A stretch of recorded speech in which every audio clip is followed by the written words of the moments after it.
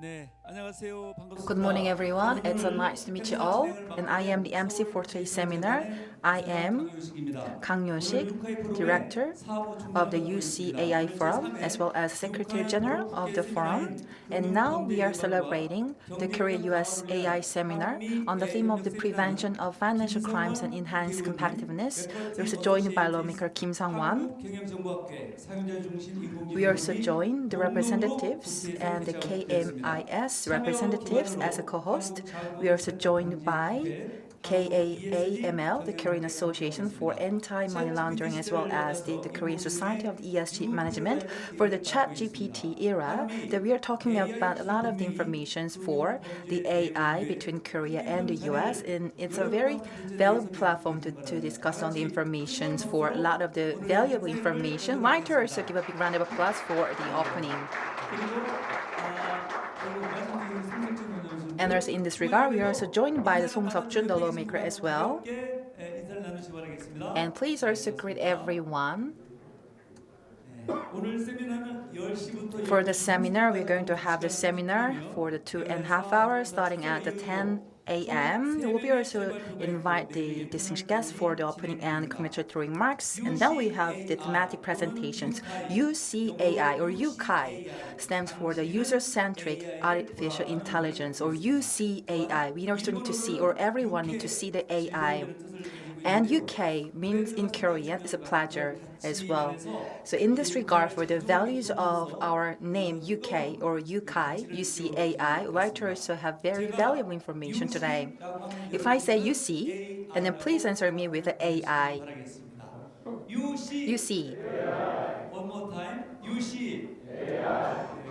Thank you very much for your response.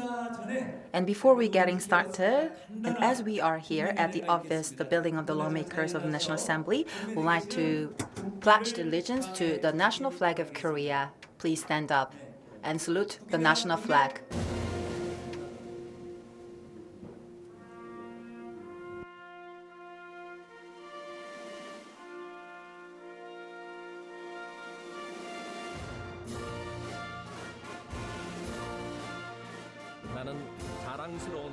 I pledge allegiance to the national flag of Korea for the continuous glory and freedom of the nation. I will pledge my allegiance to the nation.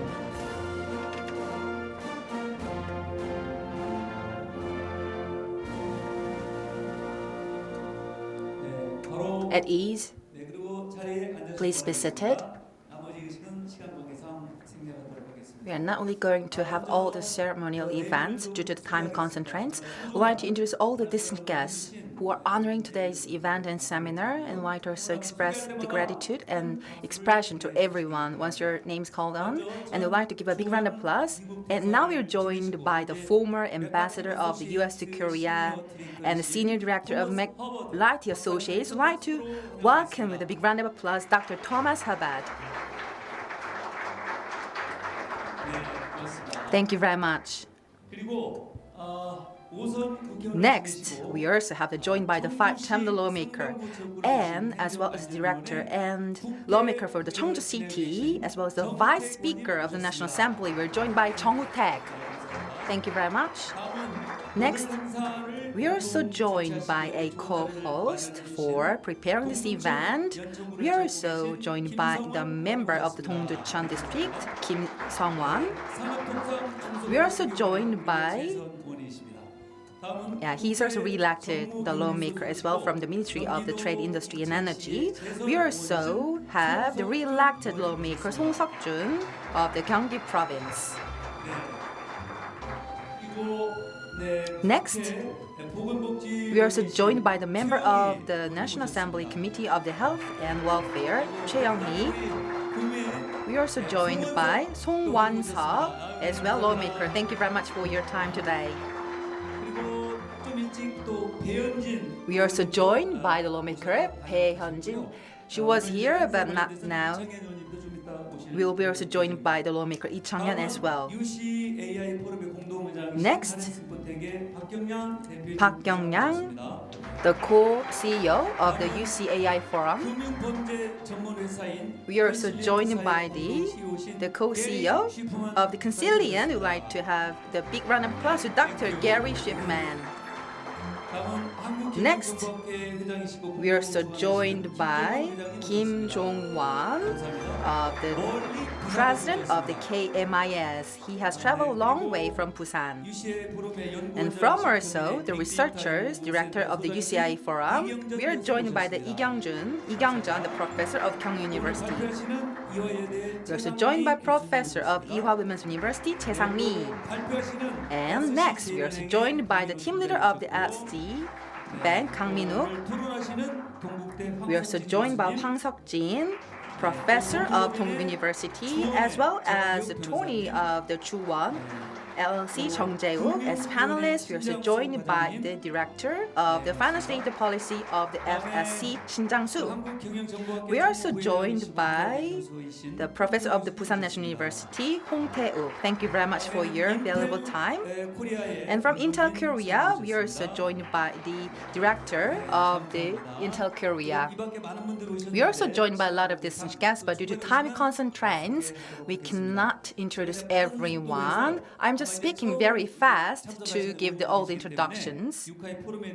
And for the UCAI Forum, let me also share the overview. And for UCAI, the user-centric artificial intelligence has been also launched since 2021 by lawmaker Park Kyung-yang. And for the first time ever around the world, the lawmakers and representatives have designed and launched and prepared as a new pathway for the AI in the era. Back in April, UCAI Forum, and now we are also having the third UCAI Forum and the seminar.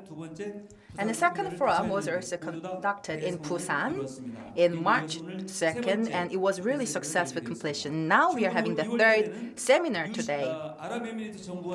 And with the governments of the UAE for the new ecosystems and the user-centered artificial intelligence have been also signed for the MOU with the government. And as you can see, and in the March between the presidents of the US and Korea for the state visit, the hottest Interpac and the Consiliant in the US were also the partners for the co-partnerships, and that we have signed a contract back in May. Back in the June 30th in the UAE, the Park Kyung-yang has also met the president of the representatives and the businesses in the UAE to talk about a lot of the discussions on the AI. As a co-host of the UCAI Forum, the Park Kyung-yang has been also putting a lot of the efforts and by taking a lot of the efforts and dedications as a co-chairperson of the UCAI Forum. For the Lip Learning and the founder, the Yurigen Schmitz, the doctor, is also serving as a co-host as well. And now, first and foremost, we'd like to also invite the co-chairperson of the UCAI Forum, Park Kyung-yang, and we'd like to give a big round of applause for his opening remarks.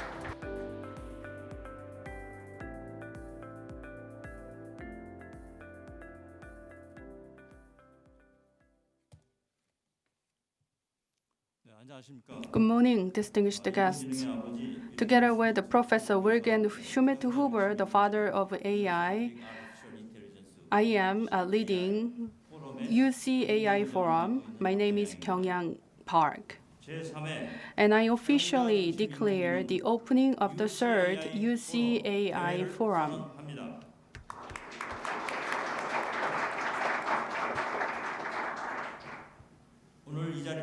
Vice Chairperson of National Assembly Jung Woo-taek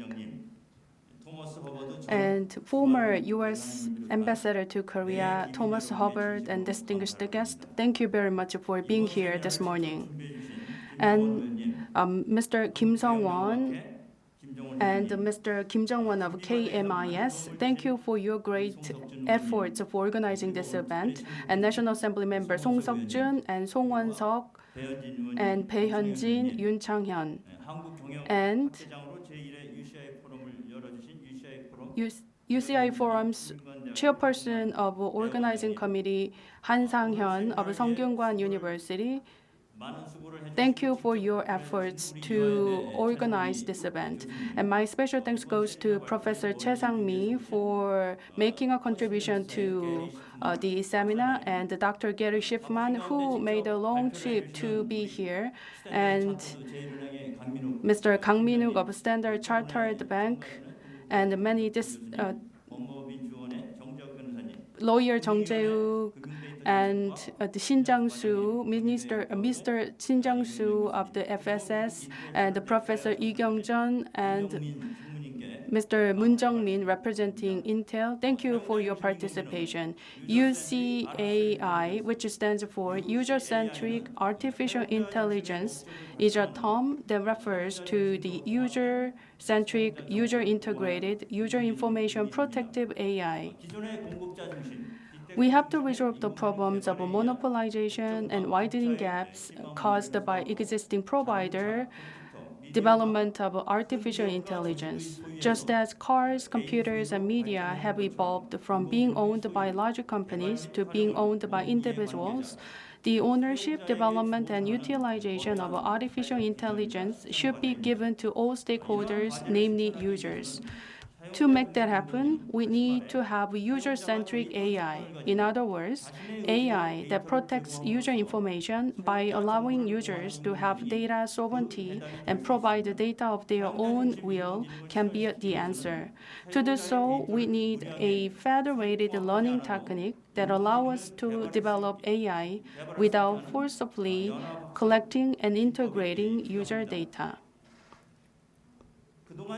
So far, AI and big data analytics have developed in a big way. As of today, many different financial institutions around the world spend $270 billion to prevent financial crimes, but their detection rate is lower than 1%. That means their detection system is outdated and very low in efficiency, so they need to improve a lot.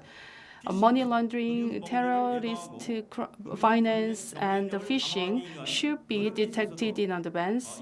Then we need to have the AI to improve the system.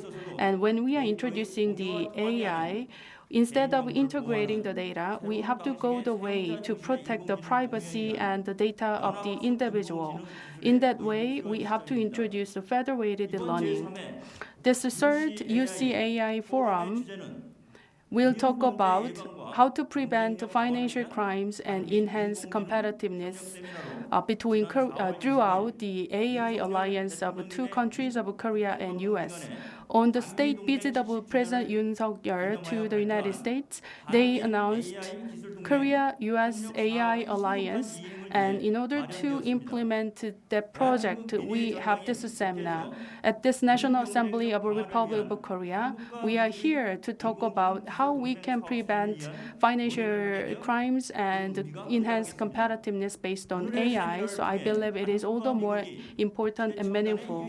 I hope this seminar will be a great opportunity to learn more about the federated learning and to use it to prevent financial crimes and to explore global best cases and lead the world.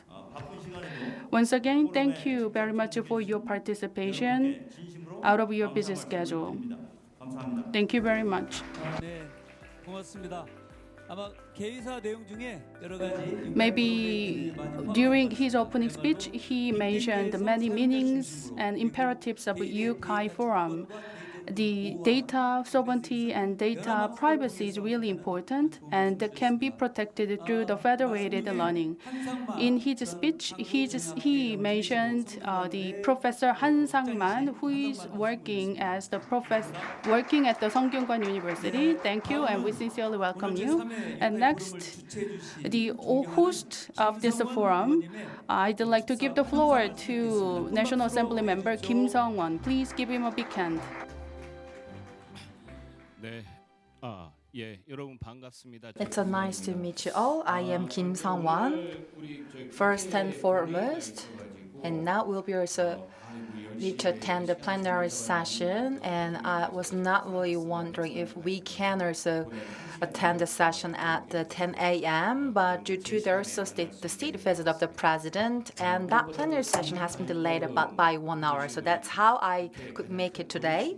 And now we'd like to also extend gratitude to the Chung Ho-taek, the senior lawmaker, as well as the Song Seok-jun and the Chung Ho-taek. Thank you very much for your dedication and time today. And I belong to the SMEs Association of the Ministry of the Trade, Industry and Energy of Korea. And as you are well aware, now as a fourth-time elected lawmaker, we have been building a lot of discussion and communication, and especially as I am also joining the UCAI Froum, as also briefly introduced about the Secretary General of the UCAI Froum, Mr. Kang. And let me also put more efforts and dedication. And for the panelists, I'm not really going to all introduce the list of the panelists, but just briefly, during the administration of the Yoon Suk-yeol, the president, and now the UAI-based innovation and acceleration are being one of the national agendas of the current administration. As we are putting the more key focus and priority, we'd also putting more efforts in this regard. Nowadays, in the financial industry, as you can see here, the new players and the new ecosystem have been complex and diverse nowadays. Back in the May last year, according to some scandal of the lawmaker for the cryptocurrency, and I was also serving as one of the committees against the money laundering on the cryptocurrency. And we are also joined by the Chung Jae-wook and also the Mr. Hwang as well as the co-member of the committee.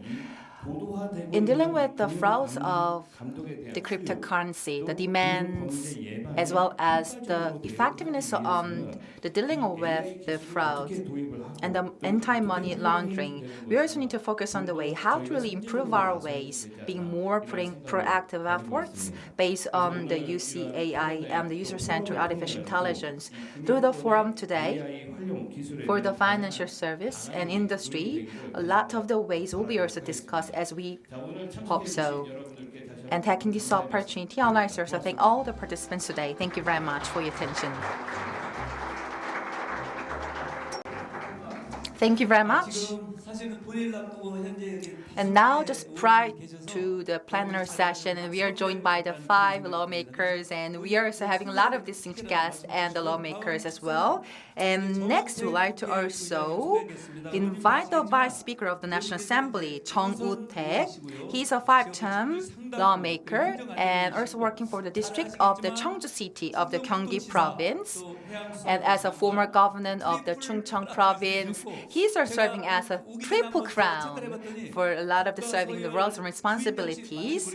And he's probably number 9 in terms of National Assembly. We'd like to welcome him with a big round of applause. Please understand that let me just be seated for delivering my congratulatory remarks, as also explained and mentioned by the Kim Sungwon lawmaker for the UCAI Froum.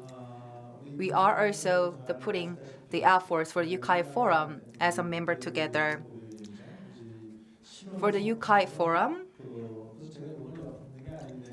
now I'm also sitting very next to him, Mr. Kim. As you're well aware, Kim Sungwon, Mr. Kim is really good and generous and really kind for taking a lot of the friendship with all the lawmakers and colleagues. For the general election, back the time, he also probably will be serving as one of the more top president and the executive directors next in the future as well. I'd like to also give a big round of applause for his dedication commitments. And in this regard, for the UCAI Froum, I'd like to also express the Mr. Park and Mr. Kim Jong-yeon, as well as the MC and the Southeast Foundation Director Kang Yo-shi. I'd like to really express my sincere appreciation to all of you. and to Song Seok-jun, Song Yang-jung, and Ms. Choi. We are also joined by a lot of distinguished guests and the speakers as well. We are also joined by the Shin Jang-soo manager and Professor Lee Kyung-jun and Hwang Seok-jin professor and the Mr. Chung, the attorney, the Chung Jae-wook.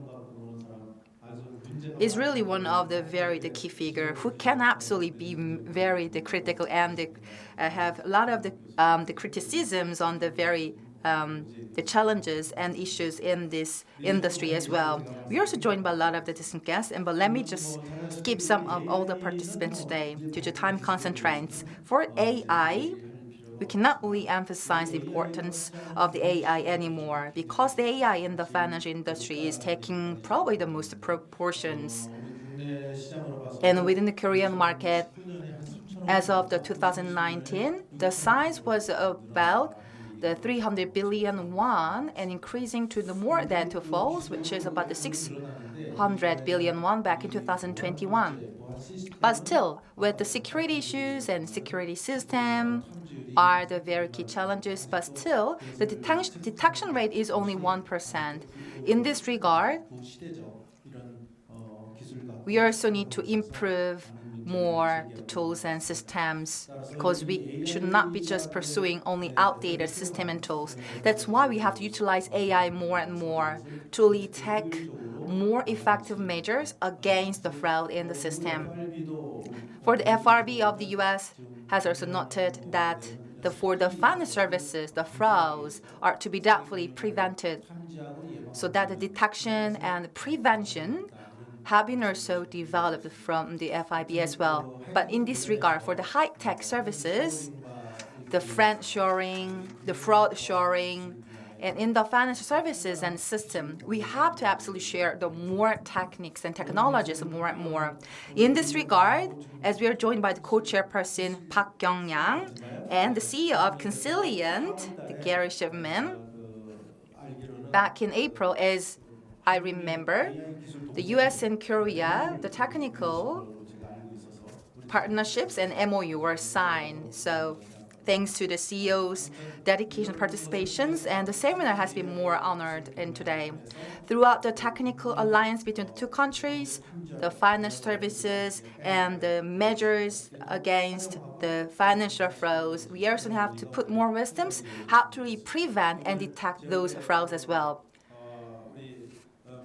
In this regard, we are also joined by the senior director and the former ambassador of the US to Korea, Thomas Habat, is also joining, and it's been a long time to meet you again. It was actually 7 or 8 years ago when I met the last time in Washington. Probably there are some issues like the jet lag, but he also mentioned he's really fine. No, it's really okay.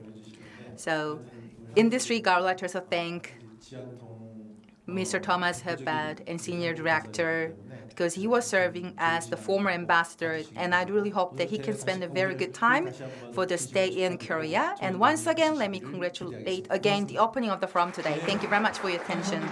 Thank you very much, Mr. Jung, for the UCAI Forum. He has been sharing a lot of the good information overview on the UCAI Forum. Next, the congratulatory speech with the former like to US also ambassador to the Korea, Thomas Hubbard. Please give him a big round of applause.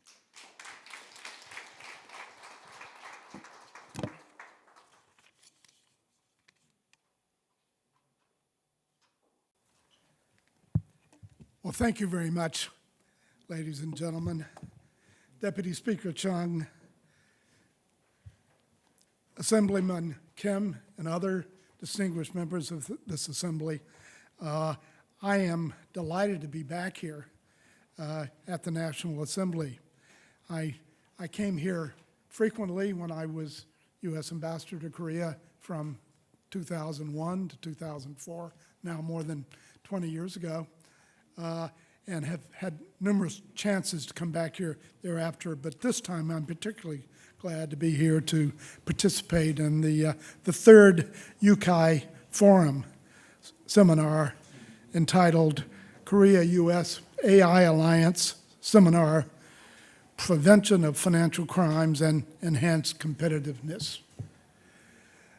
This topic could not be more timely. the United States and Korea are now commemorating the 70th anniversary of the US-ROK alliance. President Yoon had a very successful visit to Washington earlier this spring, and this was a perfect opportunity and venue not only to reflect on past joint accomplishments like the Mutual Defense Treaty and the Free Trade Agreement, but also to look at new areas where the two countries can and should cooperate. And artificial intelligence is one of the very key areas in which the United States and Korea agreed to cooperate. And the MOU signed during President Yoon's visit between Hyrex Infotech and Conciliant is also a great example of how both public and private sectors of the two countries can work together on evolving technologies to tackle new critical problems. Like this assembly, UCAI is designed to promote democracy, to serve and support people, and optimize benefits for all. And the partnership between Hyrex Infotech and Conciliant demonstrates the important role that AI will play in addressing real problems, including anti-money laundering and combating terrorist financing. I have now been involved with UCAI for several years along with my longtime friend, Pak Kyung-yang, and I am very convinced that UCAI will play a positive role for all of humanity, but I'm also excited about how collaboration on AI will strengthen the important relationship between two close allies, the United States and Korea. So thank you again for inviting me back to this assembly, and I very much look forward to learning more from the discussion today. Thank you. 네, 큰 박수 보내주세요. Thank you, wonderful speech. Thank you, sir. 제가 진행자로서 지금 As a moderator, what I check is time because our National Assembly member need to go back to the plenary session. So I just bear that in mind, the time. So to the interest of time, everything goes well, and we are supposed to take a picture 10:40. Which means 10 minutes later. All right, let's make a little tweak. So the Song Seok-jun need to leave a little early. After Song Seok-jun make some comment, then we'd like to picture. So after Song Seok-jun, we're gonna take a picture. So I'm gonna be very short. I'll just to remain seated while delivering my message. On the 70th anniversary of the alliance between Korea and USA, we are having another cooperation in the AI, which is emerging the most important topic. And congratulations on the AI seminar having on the National Assembly. Thank you for everyone who are putting your efforts for organizing this event. My special thanks goes to everyone, and also my special thanks goes to Mr. Thomas Hubbard, the U.S. Ambassador to Korea. Thank you for being here and delivering meaningful messages. We are joined by experts from two countries, and they will deep dive into many current status about AI. I believe we can learn a lot from today's seminar, and the result coming from this seminar will be shared between U.S. and Korea, and we can collect the competitiveness and the competence and capability to find a solution to tackle the financial crimes and money laundering and many others. Once again, thank you, everyone. All right, one distinguished guest for the congratulatory remarks. We had some the changes of the order, but considering the time, might also invite the Kim Jong-won, the president of KMIS. We'd like to welcome him with a big round of applause. Good morning, distinguished guests. I am President Kim Jong-won of KMIS. And KMIS is hosting this seminar for the UCAI. And together with the National Assembly member of Kim Sungwon, it is my great pleasure to see this opening of this program. And we are joined by Professor Chae Sang-mi and Professor Lee Kyung-jeon And I'm really happy to see them to be serving as the discussant and the moderator, so I am very proud of it. Financial crimes are a serious issue around the world. In our daily lives, we experience boys fishing and drug trafficking and arms trafficking and human trafficking and terrorism activities. And all the criminal proceeds coming from such crimes weaken the system of the financial systems and lose some individual assets. It have a great negative impact on the society as a whole. AI can be a great tool to prevent the financial crimes and enhance the stability and competitiveness of the financial system. In other words, AI can monitor financial transactions and detect abnormal transactions and prevent financial crimes. Korea and US are the leaders in AI. AI technologies can be jointly mobilized to the financial system, then it can prevent financial crimes and enhance the competitiveness of the financial system. That's highly called upon these days. I hope this seminar will bring the AI alliance on the US and Korea alliance on AI to the next level.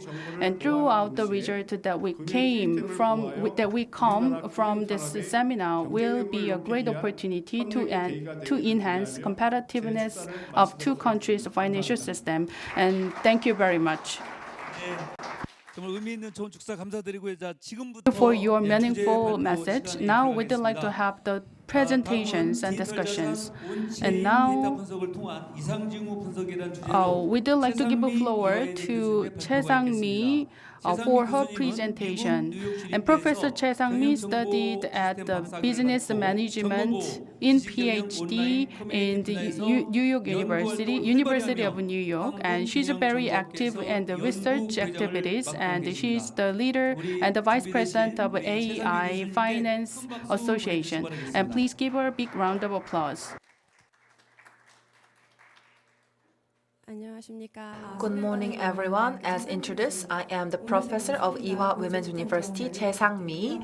I'd like to feel sorry that my voice is not really good for today's presentation, but however, I'd like to also thank Kim Sungwon, lawmaker, and Park Kyung-yang, and the co-chairperson, and Mr. Kang. Thank you very much for your invitation today.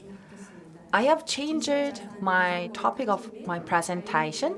My topic today is on the machine learning and AI for detecting frauds of digital assets and managing self-governance. And for the digital assets, the cryptocurrency or Bitcoin, Ethereum, as you're well aware, or NFT, and recently STO-related cryptocurrencies, including real estate, properties or stocks or real assets have been also increasing in terms of the liquidity for the financial assets as well. Not only in Korea, but also around the world, now we are seeing a lot of the inflow of those different types of the currency into the system. But it has been not really long for those emergence of these cryptocurrency. That's why a lot of the financial crimes and the flaws are happening around the world. That's why investors are struggling from a lot of the harmful and the damages for their asset as well. This can also hamper a lot of the financial system.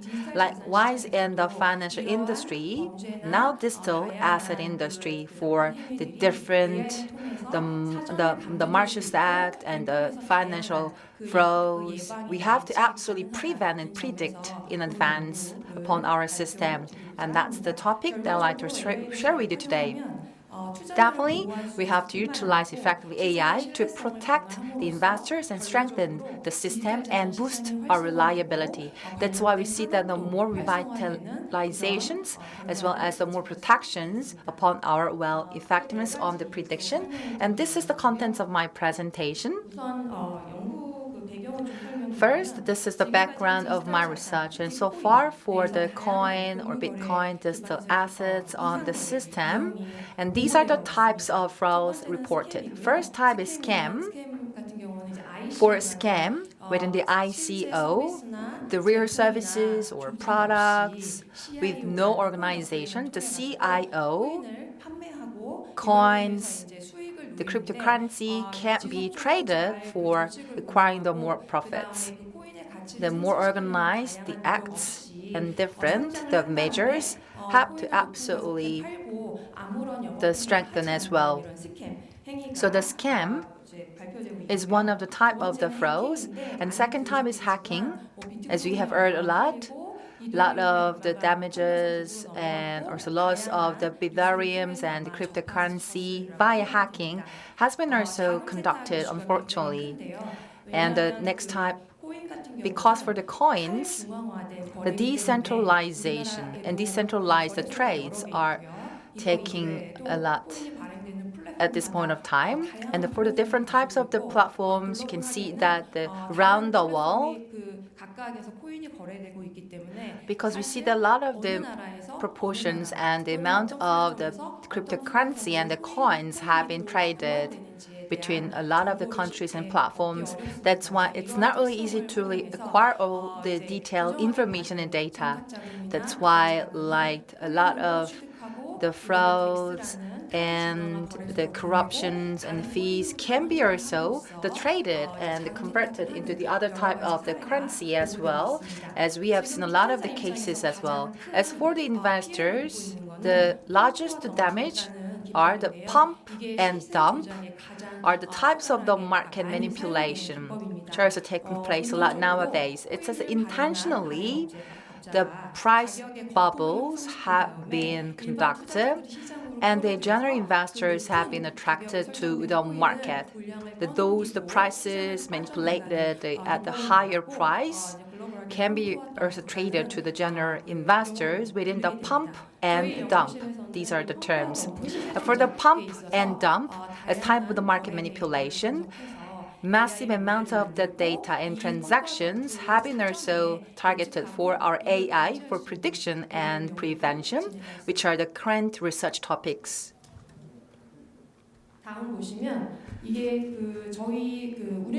Next, within Korea, you can see the very organized pump and dump leading to the market manipulation in Korea. The companies has been increasing more than 750,000 cases, and the price was intentionally manipulated by 40%. And within the market, as you can see here, of course, the general investors bought a lot of the coins, but unfortunately, the price per cryptocurrency even decreased down to less than 80 Korean won. And out of the 1 million cases, the 640,000 cases were absolutely combined with the manipulations and the transactions by intentional acts by some of the masterful acts and the forces. And once again, the pump and dump having the two types for the intentional increase of the cost and the market manipulation to attract the investors, and by taking their interest and taking more capital from the general investors, these are the intentional sales. And there will be some the borderlines, of course, but for exchanges, for the coins, absolutely the general investors can also buy upon the enough amount of the cryptocurrency, of course. And for the supply and the pump and dumps for the currencies are to be absolutely strengthened and absolutely prevented effectively in the future, because these are the damages upon the unlawful and unjust acquisition. But it's not only in Korea, but there's a Wall Street Journal in the US, as you only can see here, about the more than 121 types of the cryptocurrency. Under the time of the starting January to June 2018, there were about 175 cases were also applied with the PND, which was also market manipulation. And unfortunately, general investors have also struggled with a lot of the more than 100 millions of the dollars for their loss. And let me also share with you some of the figures. For the stock market, as you can see here, it's a very centralized and transaction as well. And for the PND techniques or the skills are not really available. But as you can see here, with the market manipulations, the over-the-counter OTC market has been also experiencing some of the reports of the pump and dumps. For the cryptocurrency, these are not centralized data collection system, so leading to the more possibilities of the fraud cases. And not only in Korea, but in China and the US, depending on their exchanges, for a certain amount of the cryptocurrency for their transaction can be also applied. That's why the PND techniques can be really vulnerable, especially in the over-the-counter market. Throughout our research, these are the procedures for the market manipulation, price manipulation. Usually, Telegram or Discord or mobile messengers are the tools, so that they are opening the chat room in secret and they are trying to attract the potential investors or candidates for every 10 seconds. Within very short period of time, they are able to sell and buy via the messenger platforms. So they are trying to attract the investor candidates truly for increasing their market prices intentionally. And they're trying to force them to buy their cryptocurrencies on the platform. And the prices has been significantly growing upon the intentional acts for the market manipulation.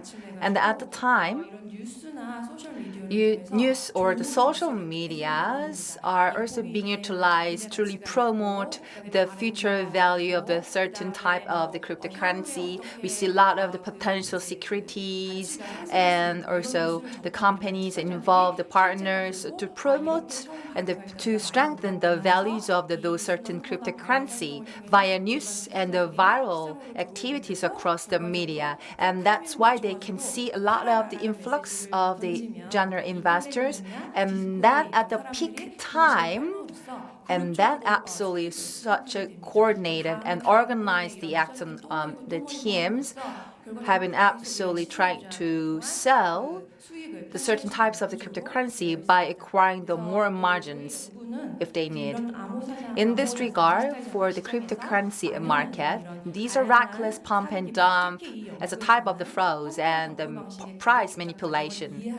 And absolutely, we need to understand such a very manipulated procedures leading to the pump and dump.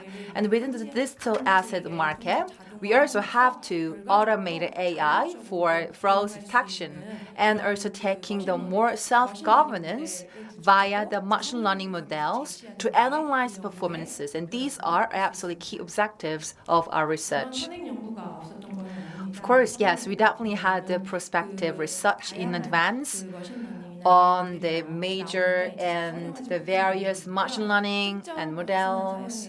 And we have only applied some parameters only, how to really investigate and understand some possibilities of the price manipulation to really improve our prediction rate as well. And sometimes we have seen some the less accuracy in the past. That's why currently we are using our models for the size of the market manipulations and market capitalizations, and there's a certain the news or the media on certain types of the cryptocurrency. And for the pump and dump, we have set our parameters to design our prediction model. And for the prediction model, as you can see here, the PND have been supplied to really assess accuracy of algorithm. And these are ongoing nowadays. Absolutely, these have been completed. So the future, we like to have some more protected and more predicted to increase the accuracy and to also compare our performances as well based on the models. And for the model, as you can see here, these are data for our experiment. This information has been collected from other literature and references available already. That's why we like to also compare some of the data and the figures compared to other previous outcomes and experiments. As you can see here, more than 1,110 cases of the pump and dump on the 8 organizations. We have tried to collect the data from the Binance exchanges and from before or after 7 days of the pump event timing, we have collected the transaction data. Can see that a total of the 820,000 cases of the transaction data collected. The pump data was about 317 cases, as we have seen some imbalance of the data, and we applied the SMOT, SMOTE method to really proceed our oversampling methods. For the AI models, as you can see here, the tree ensemble methods was the basic tools, but not only that, we have applied the various tools to increase our accuracy and predictions. Random forest, ADA boost, the GBM, and XGBoost, and likely GBM. A 5 total algorithm have been applied for the predicting the model for comparing the performances as well all the time. Nowadays, for the based on tree ensemble methods, because we see that the more accuracy level, and one of the test methods, the XGBoost, as you are well aware, we can input some parameters or variables, and for certain variables or the parameters can be also analyzed in terms of their application as well. By applying the XGBoost, the performance rate has been also up to 99.9%. So that we are able to apply and predict on the very sophisticated algorithms. And oversampling methods were really applied well and efficiently. Of course, it's not easy to get all the data for the market manipulations, as we have some limited data. In this regard, for the oversampling methods, sometimes you can see very less accuracy. That's why we have to set a variety of the methods for oversampling.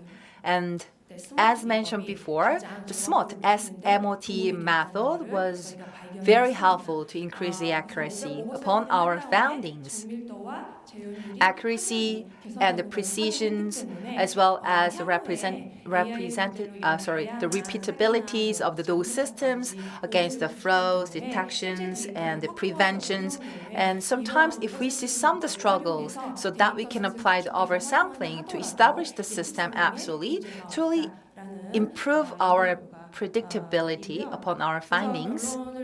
In conclusion, as you can see here, for the cryptocurrency market, the pump and the dump are to be more well recognized by investors, and ultimately for the potential investors, they have to be absolutely having more increasing awareness on the pump and dumps, and to predict and detect and pumps and dump, absolutely we have to have more sophisticated level of the AI solutions for detections and the further prediction as well.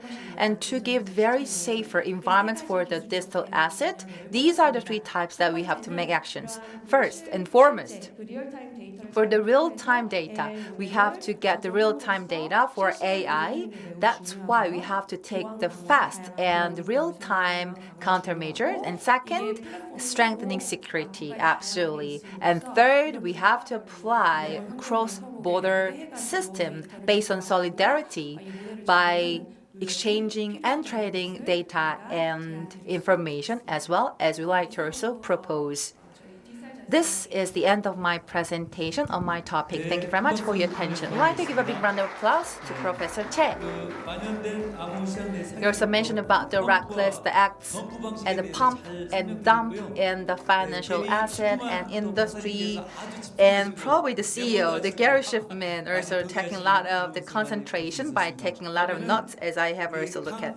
Next, we'd like to invite the next speaker, Kang Min-wook, team leader of the Standard Chartered Bank, He's also going to talk about the presentations on the topic of the movements of the flows within the financial institutions, as well as applications of the machine learning technologies. We'd like to welcome him.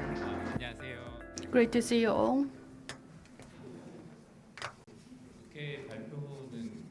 This is my second time to make a presentation at the National Assembly. First, thank you, Professor Lee Kyung-jeon, for inviting me and many others who are hosting this event. Thank you, first of all. And while listening to the congratulatory messages, the one person said that the detection rate of the fraud is pretty low, but I did like to say that the detection rate itself is not low. I will get back to that point a little later.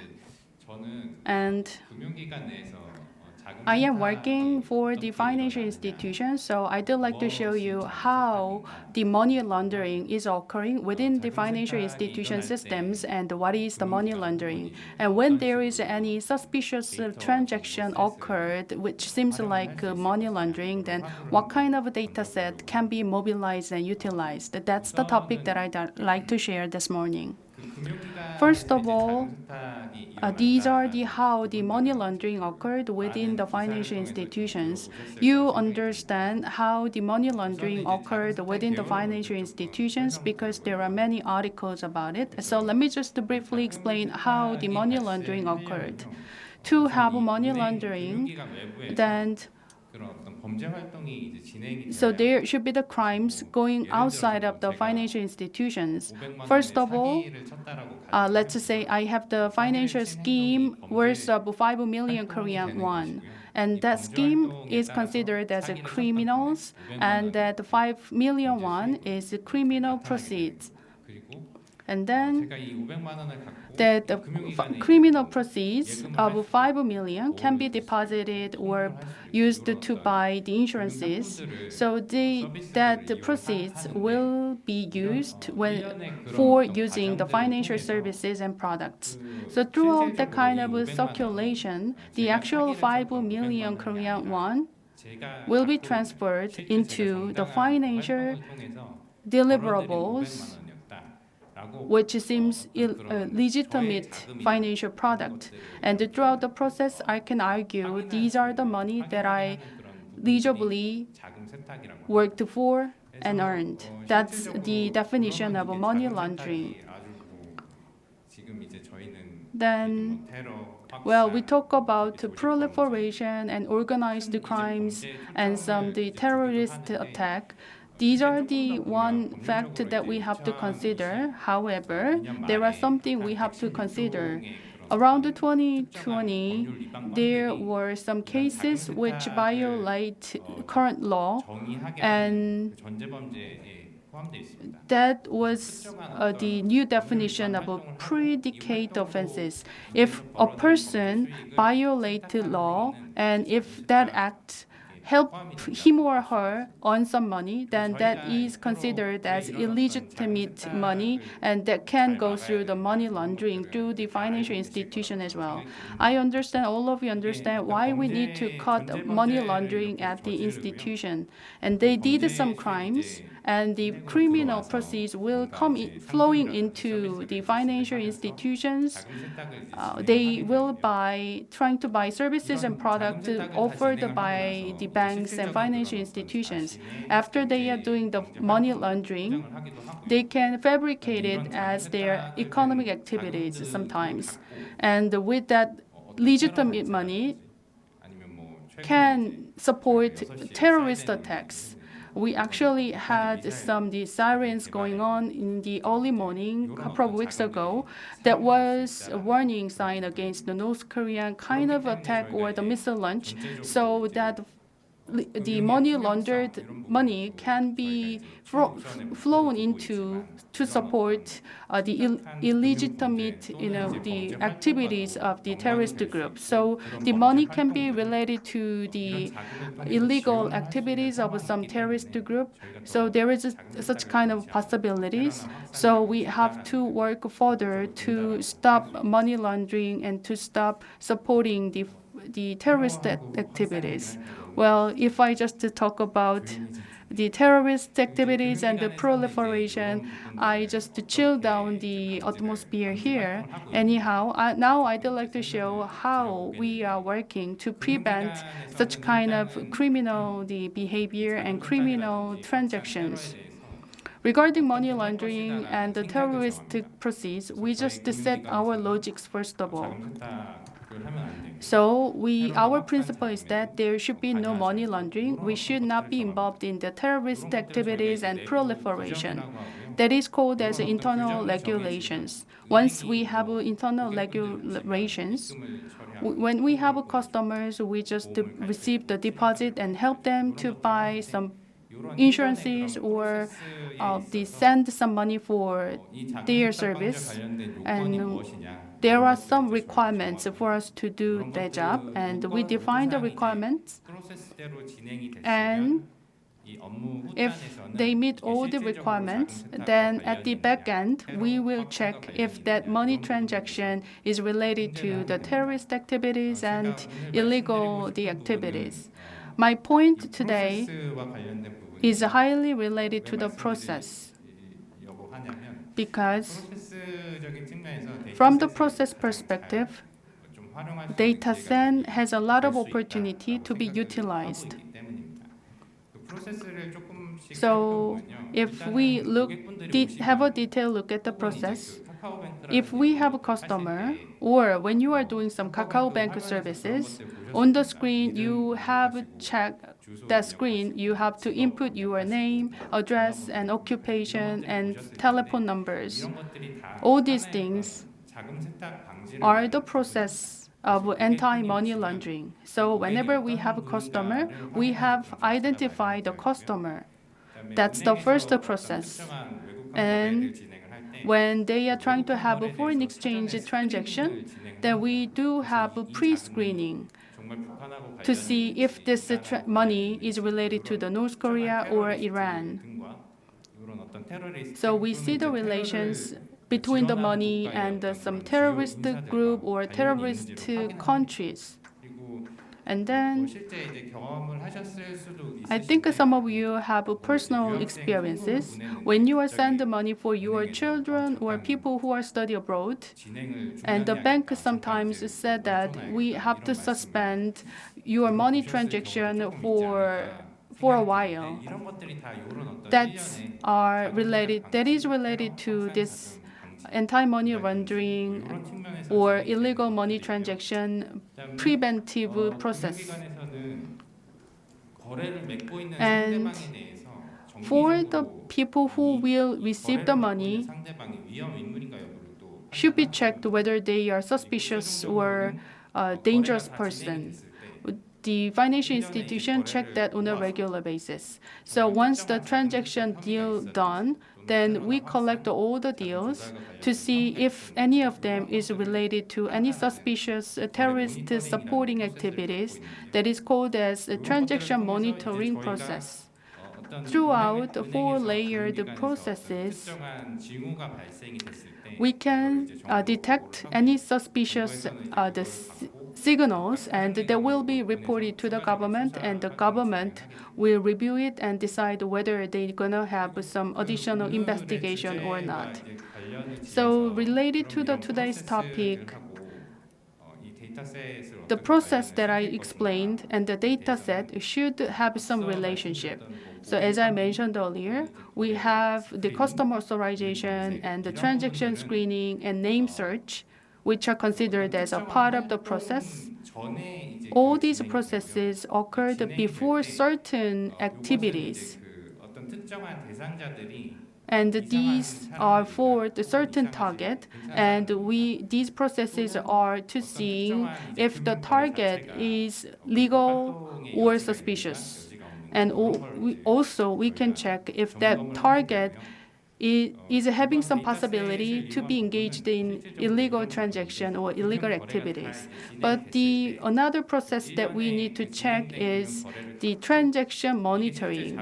It's occurred after the transaction done, and after everything is done, we are analyzing if it has been involved in any terrorist activities or illegal transaction. 적용을 받는 금융기관 So all the financial institutions under the local law 부분들이 다 이런 어떤 should 거래 go 모니터링 through 안에 들어가고 있다. these transaction monitoring. 그 이런 어떤 그 거래 모니터링의 분석의 툴을 갖고 있기 때문에 So since we have some the monitoring analysis tool 그 얘기가 나눠지고 있는 AI 기반으로 어떻게 더 발전시킬 that can be 수 있을까? developed 그런 based on the AI, that's 확인을 해야 let's look at that. 그리고 요거는 So we 그 may have some 금융정보 area where we can 분석의 improve 그 based on the 연례부터 AI. These are the annual report about our monitoring activities. 금융기관에서 확인을 하고 The financial institutions are checking any suspicious activities, and if we believe that is suspicious, we report the case to the government, and we just survey how many cases we have made a report to the government. The quantity of the report and quantity of the cases are on the upward trend, and it was a little bit dropped due to the COVID-19 in the year of 2020, but in general, the trend is increasing. So based on that, we can see that money laundering or the illegal the detection system is well settled down here in Korea. 다만 이제 그 However, the one thing we have to consider is that 금융기관이 판매할 수 있는 또는 이제 there are 사용하고 many 있는 services that the 상품이라든지 financial 서비스의 institutions 어떤 are dealing 그런 with or 기술들이 selling 점점 are 증가하는 increasing. 상황에 놓여 있고요. 이런 것들이 점점 증가하다 보니까 As 저희가 the number of 일련의 services 일반적인 금융거래 that financial 상거래 systems are 탐지 providing 시스템을 is 만들어서는 increasing. So if we just have the normal and the existing detection system, then we may not prevent all the activities that is using the newest technologies and the advanced technologies. 왜냐하면 저는 이제 그 가상화폐를 좀 하나의 예로 들고 Let me just take an example of cryptocurrency. 그 가상화폐의 구조적인 상황으로는 If you look at the structure of a cryptocurrency, 송금을 하거나 one 받지 person 못하는 cannot 그런 send or receive the money. 가상자산 거래소는 So 가상자산으로만 이렇게 거래를 하기 The 때문에 cryptocurrency exchanges are doing the exchanges with the cryptocurrency. 거래를 So 진행을 하려면 to make an actual transaction, 그 기관과 they have to link to and work together with the other financial institutions. In the process, banks or some other financial institutions 활동이라든지 상품 서비스 이런 거에 대한 어떤 이해라든지 should have a pretty good understanding of the cryptocurrency, but it is limited. 그리고 향후에 뭐 And 가상자산 maybe later on in the future, more the product and services will come out, let alone the cryptocurrency. Whenever we have new services and products, these financial flows and asset flows can happen that we cannot detect at our system level. And related to that,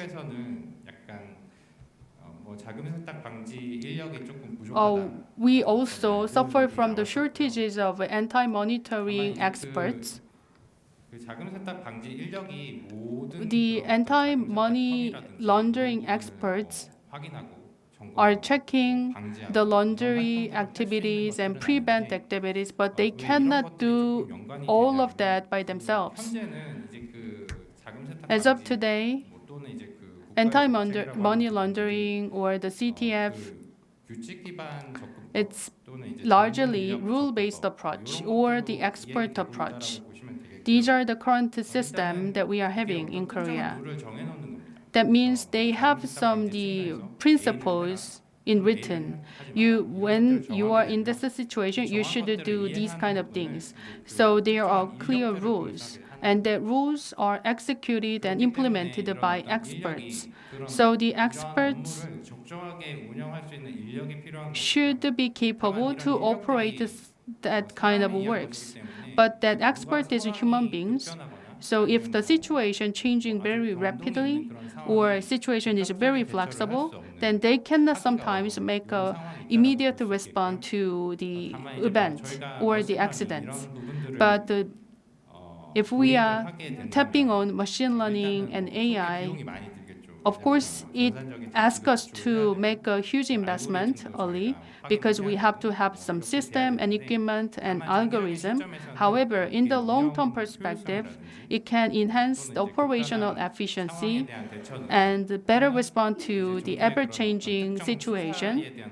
And for the certain investigation of the government, we can also see the possibility and efficiency of that unexpected investigation as well. 그래서 이런 그 금융기관에서 또는 이제 정부에서 So 탐지율이 at the 낮다라고 governmental level or 하기보다는 financial level, instead we are saying the detection rate is low.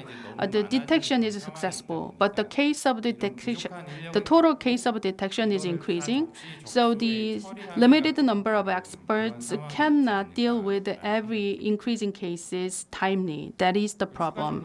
In addition, there is a difference between machine learning and deep learning. That's what I researched. In terms of machine learning, people should develop certain scenario and they can just to put that scenario with the machine languages. AI에서도 나왔겠지만 고객이 뭐 500만 원을 So let's say a customer deposit 5 million Korean won, and if that happened, then we can just choose the option A, not B. Then these are the algorithm-based the scenarios. So all the logics of human beings are having are translated into the machine languages. That's machine learning. And in terms of deep learning, it is having some part of the algorithm, but the machine itself can learn automatically. That is deep learning. Of course, machine learning and deep learning are under the big umbrella of AI, but it's kind of a long, old story. But 이세돌 딥마인드한테 한번 이기지 않았어요. the 그런 것들을 조금 one against the deep mind. If we consider the 필적할 case, 수 있는 그런 지능을 갖고 있게 되고 the machines with the intelligence that is competent to human beings, 잘못했다의 위험은 증가. then 이런 상황에서 if we are we are in short of a human expert, then AI technology can help us to resolve the increasing cases of money laundering and criminal financial crimes. 그리고 저는 마지막 Last but not least, this is my recommendations. 한국 같은 경우에는 In case of Korea, 무엇보다도 저는 more than anything else, 배경이 상당히 이제 좋은 국가 background is pretty good. 저희 이제 SC 은행 같은 경우에는 In case of my bank, 60여 개 SC 국가에 banks, 진출을 해 있는데 it has advanced into 60 different countries, including US, UK, Hong Kong, Singapore, 중동 등등의 China, 국가가 and many 있는데 others. 솔직히 제가 개인적인 그런 어떤 견해를 To be 갖고 honest 봤을 with 때는 you, 어떤 my 금융을 personal 다루는 이런 기술 I personally believe that the financial technologies and operation system 결코 뒤떨어지지 않았다라는 생각이 들고 is one of the best in Korea. However, one difference is that 어떤 사상이라고 생각을 our philosophy for anti-money laundering. 뭐 미국이라든지 Of course, compared to the US, UK, and advanced countries, they put priority on the money laundering and they also advanced in the anti-money laundering.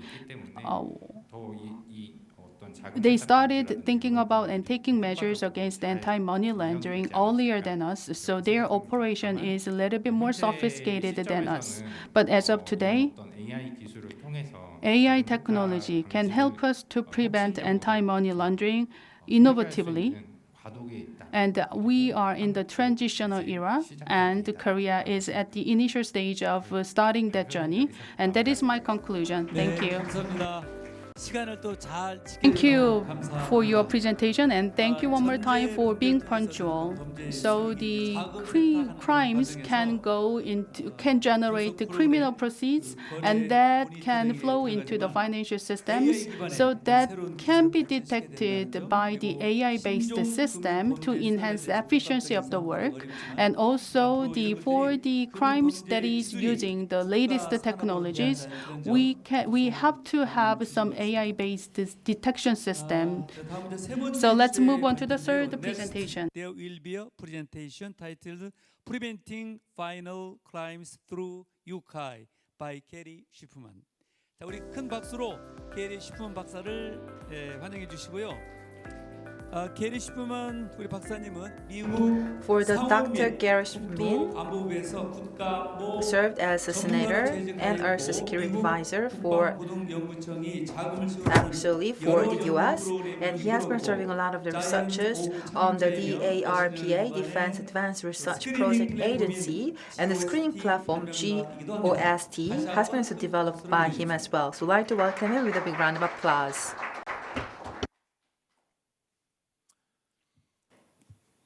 감사합니다. 안녕하세요. Hello. Thank you for the invitation to be here. I participated at the last event virtually via video. It's great to be here in person. Thank you so much, President Park, everybody, for the invitation. It's great to be here in person. I just want to grab a couple of points from the previous speakers before I jump into my content. So President Park opened up with a comment that we spend globally $270 billion a year on combating financial crime, and the net result is an impact on less than 1% of global financial crime. So I think the premise, which I totally support, is we could do much better, right? Just as a global industry, we're spending a lot of money and getting very little impact as a result of it. And then Professor Che talked about the great work that she's doing, but the call to action was we need more data to train better models. That's what I want to get into. And then Mr. Kang's presentation just now also emphasized this idea that the market's moving quickly, and we're short of experts, we're short of people, and so technology might be able to jump in. So hopefully my presentation will bring some of these ideas together for everybody. Okay, so can I walk around with this thing? Yeah. Wear this now. Imagine you're a surgeon, okay? You are a surgeon and you remove cancerous tumors. So this is an image or a series of images of a tumor. And what you see is an evolution of the technology to be able to detect the outlines, the borders of the tumor. So if you're a surgeon, you want to operate on the far right. You want the best image possible because you've got to remove the tumor, and don't remove not the tumor, but remove all of the tumor. You have to identify tumor, you have to identify not tumor. And so you want to go from this image across, because you're going into the operating room. Which of these images do you want? You get that image through collaboration. You get that image through working across medical institutions, medical researchers around the world, and you get that.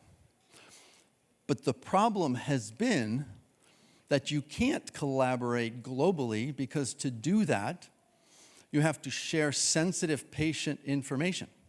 You have to share data on patients in your institution with other institutions, and you can't do that. So if you want to protect privacy, this is the image you're going to get. If you want to collaborate, that's the image you're going to get, right? This is an example from medicine, but this applies in financial crime as well. Our ability to build on the previous two speakers, our ability to do a better job of detecting financial crime, of taking that $270 billion spend and getting a good result of it, comes from solving this problem. We want to move towards collaboration, but there seems to be this trade-off on collaboration and protecting data. So, less serious than brain tumors, we're going to talk about chihuahuas, okay? So let's say that we want to build an AI to detect chihuahuas, okay? much more pleasant conversation. So here's how it works. I'm going to take a whole bunch of images of chihuahuas, and then I'm going to take a whole bunch of images of not chihuahuas, and I'm going to run them through an algorithm. And that definition of chihuahua, not chihuahua, is machine learning, right? So when we say we need more data to train better models, we're talking about this. We want this data if we want an algorithm, if we want an AI to detect chihuahuas, right? Everybody following?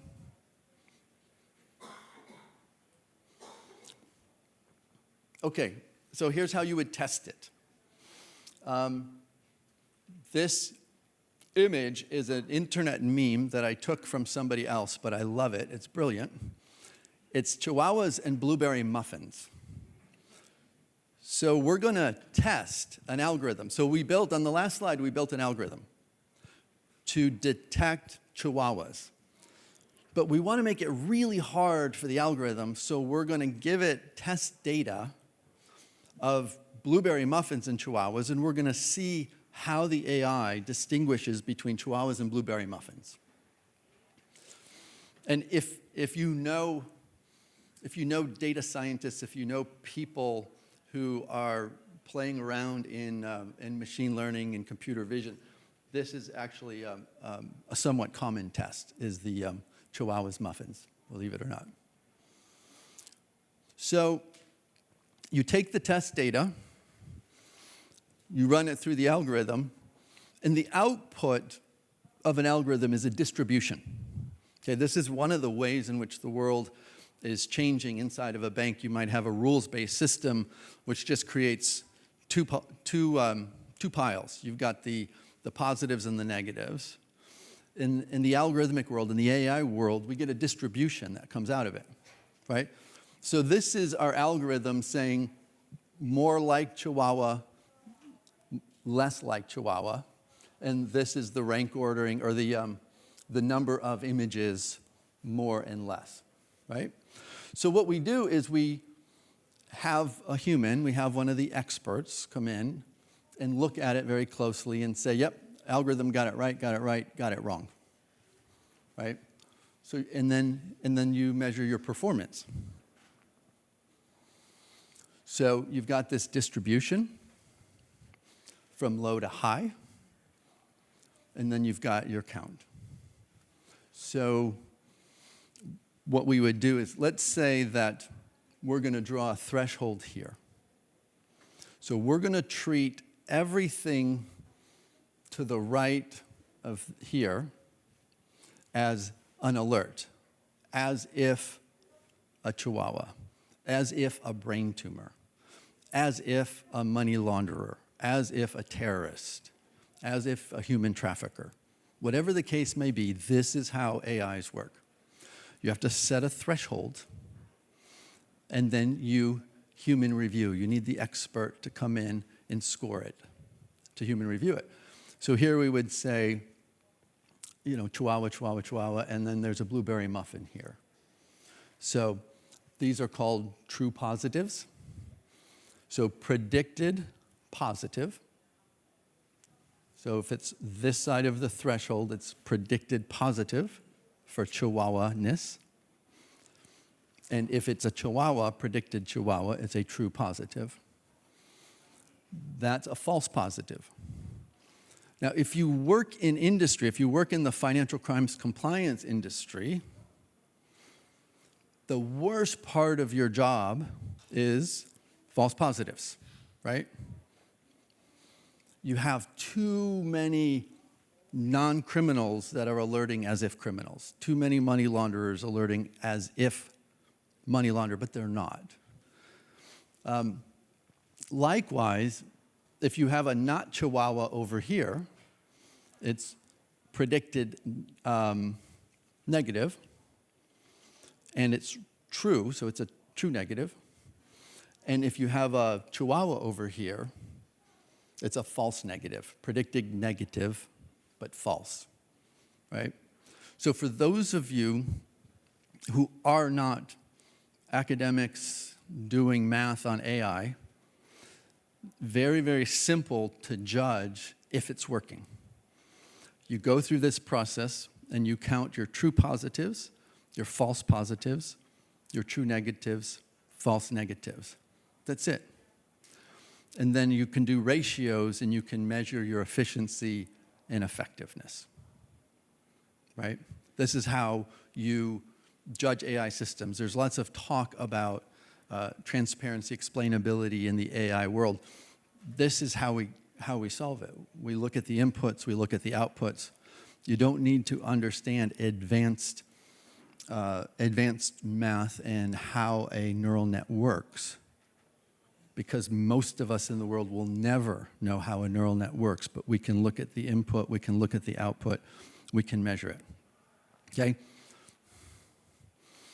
So, in the real world, we're gonna have a lot of data, a lot of muffins, a lot of chihuahuas, a lot of images of brains, lots of data on bank customers who may or may not be money launderers. You get an output. It might look something like this. Okay, so the pictures that are in color are your chihuahuas, are what you're targeting, are your money launderers, are your human traffickers, are your drug traffickers, are your arms exporters without a license. And if it's grayed out, it's not a chihuahua, right? So you still might draw a threshold and say we're going to treat everything above a certain number and we're going to treat it as if positive, predicted positive. In the world today, especially in this $270 billion financial crimes world, you get distributions where there are very few true positives above the threshold. There are a lot of false positives above the threshold. And financial institutions spend an awful lot of money trying to find the criminals. And that's why we spend so much money globally per year and we have such little impact on financial crime of all kinds. What financial institutions do today is they move the threshold. So if you're the CEO or the CFO of the bank, you want to cut those costs, you might want to move the threshold this way so you're reviewing fewer cases.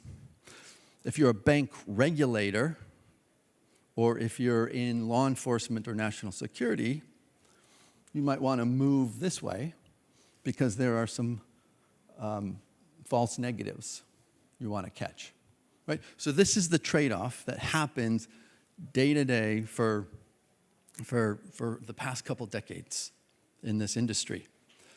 But with AI, what we can do, instead of just having a debate about where's the threshold, we improve the algorithm so we get more of what we're looking for to the right and more of what we're not looking for to the left.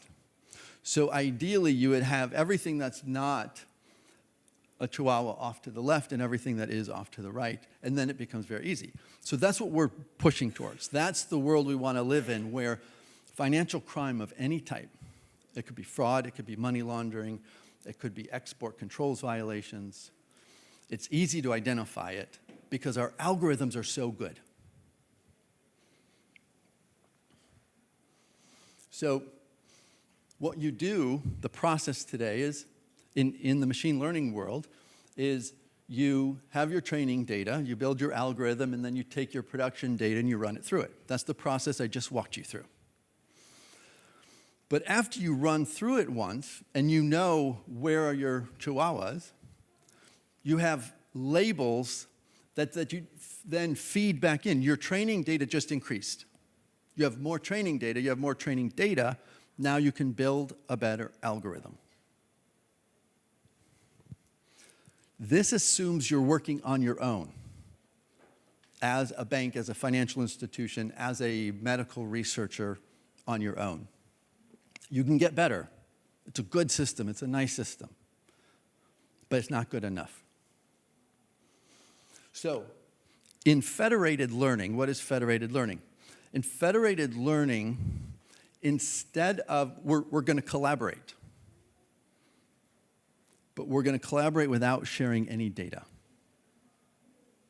In federated learning, we share the compute, we share the algorithm, not the data. So in this example here, you've got a hub. And in the hub, we call it, at Conciliate, we call it the algo factory, the algorithm factory. And the algorithm goes to a financial institution, it runs. The people at that financial institution go through that process on the last slide where they run it, they measure the performance, and then they identify additional training data, and then they send it back. Just the algorithm. No data moves.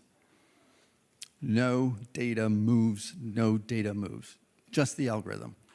Means, variances, velocities, the types of data you would have on types of target transactions such as fraud or money laundering, pump and dumps. What would that look like? What would a pump and dump look like? We measure the behavior. We send it to the bank. The bank goes through the process, and they identify additional labels. They train it, they improve it, they send the improvements here. There's a validation process that happens. Goes to the next bank. Bank benefits, improves, sends it back. Validation, next bank. Uses it, improves it, sends it back. Next bank.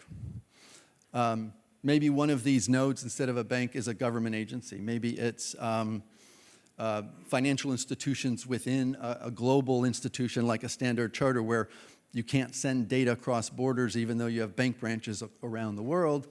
You can still share an algorithm.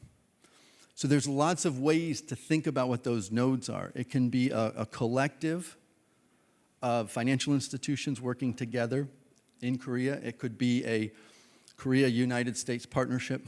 It could be public-private partnership, financial institutions with government agencies. It could be within a large global institution. And this is what federated learning is. So we're sharing the model. We're getting the benefit of all of the training data of all of the participants without sharing a bit of the data. But the model benefits as if the data were shared because we're sharing the model. Oftentimes, the simplest ideas are the ones that change the world. I think this is a simple idea that is transforming the world. Don't share the data, share the model. That's it. Oh, I forgot. Look at. So, you remember I asked you to pretend you're a surgeon and this idea of the trade-off, right? You're going into surgery, which image do you want? I think this is very exciting. So this is the journal Nature Communications. So the journal Nature is one of the top global publications in the world. This is about a year old, is all this article. And this is a brain tumor that is the most deadly brain tumor to humans in the world, and it's also rare. It's a rare brain tumor. So any one medical center or research institution will not have a lot of data to build models to detect this tumor. But if a human gets this, this is the most deadly to humans brain tumor in the world. 6 continents in the world contributed to this study to develop that image on the right. 71 institutions around the world. They had images on 6,314 patients. So you get from here to there by looking at data on 6,000 patients, but it takes 71 institutions around the globe to get there. Korea, the United States, Europe, Africa, Asia, everybody's participated. 33% improvement in identifying the border of the tumor, so that now surgeons anywhere in the world get this 33% increase that, but for global collaboration, would not have happened. And no patient data was shared.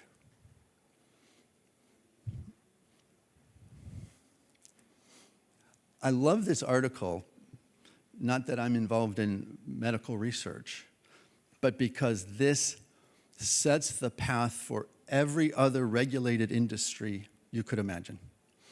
You've got an industry where you are not allowed to share data, or you don't want to share data. There's several studies in medicine and biomedical research that demonstrate federated learning provides these types of results in the absence of sharing data. So, federated learning and user-centric AI.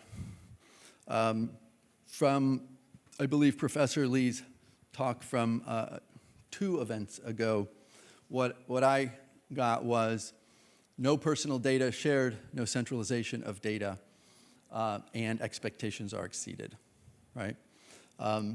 So what we're doing in financial crime at Consilient is exactly as I showed you on that last slide. We have a hub. Right now we've traveled an algorithm across 4 different banks. And as we do this, no personal data ever leaves a bank. We don't want it. There's no centralization of data. If a financial institution has their data in a server farm in the basement, if they have it in a commercial cloud like a Google or an Amazon, we don't care. People put their data wherever they want it. We don't care. We want the algorithm to be able to travel in and out, and we want them to be able to inspect the algorithm traveling in and out to make sure that there's no data coming in or leaving, and the performance. So this is our empirical evidence. We're not yet published in Nature or Science on this, but these numbers are pretty recent, and I'm sharing them with you today for the first time in public. So if you go into a financial institution that is responsible for managing financial crime risk, they'll have a rules-based system in place that they've been operating for the last 20 years. So pre-machine learning, pre-AI, rules-based, a bunch of if-then statements. If more than $1,000, if after 2 o'clock in the morning, if this, then alert. In this example from one of the 10, 15 largest banks in the world, the algorithm had traveled to 4 banks. This is the 4th bank. They had a system where they had 800 alerts per month. So think about the chihuahuas, to the right of that threshold. So they were alerting on 800 per month. And that 800 per month, by the way, was yielding about 10 or 15 true positives per year. So massive investment of time, energy, resources, generating almost no good outcome. So that's what it looked like. So here you have the number of alerts per month. And here you have your true positives, the known bad actors. That's 100%, because they didn't know what they didn't know. So they're finding 100% of what they knew about, looking at 800 per month. Then they hired a machine learning team to work internal to the bank, their own machine learning team, because institutions are hiring data scientists. They have AI, they have machine learning. They've got a team, they've got a cloud, they've got tools. Their internal team went from 800 alerts to 500 alerts per month to find the same true positives. Same yield, 100%, 800 to 500. AI is great, right? That's awesome. As I said earlier, it's not good enough. We came in with the federated model, the traveled model, the federated learning AI, and we brought it down to 170 per month. So 800 per month went to 500 per month, just going from rules-based to AI, with one of the largest banks in the world and an elite team of machine learning experts, they went from 8 to 500. Our team is not smarter than their team. It's not about how smart your data scientists are. It's about how much training data you have for your algorithm. The traveled algorithm went from 500 to 170 alerts per month to generate the same output. And then the best part of this is because you now have that much extra time, energy, and resource available, you can find a lot more risk. So the bottom line of this study, and again, this is new that I'm telling you all today, is there was a 78% decrease in effort. So 78%, so 800 down to 170 is a 78.9, maybe 79% improvement in efficiency, and it was a 600% improvement in effectiveness. So they found 6 times more risky customers working 80% less, right? So it's similar to the types of outputs that you would want to see to make the investment in switching from an embedded system to the newer system. So my sense on the call to action is we should be pushing every day for more collaboration. More collaboration. Again, it's one of these things that is so obvious that we shouldn't have to be told it, but we all get more done when we work together than when we work on our own. So let's collaborate. In the AI machine learning world, collaboration does the same thing. It's what we want, it's what we need. We need to collaborate. And following the lead of President Park, who quotes Adam Smith quite often, and I'm also an economist and followed his lead last time, the idea from the last conference was that the division of labor wealth comes from the division of labor. I would add, Book 1, Chapter 3, is that increase in wealth is limited by the size of the market. That means the more institutions that can collaborate around the world, the better this is going to get. So that's the first point, is we should push for that. And I think this U.S.-Korea partnership that we've launched is a very exciting step in that direction. It's going to help us make a lot of progress. And then the second is do this consistent with the UCAI design principles. Thank you very much.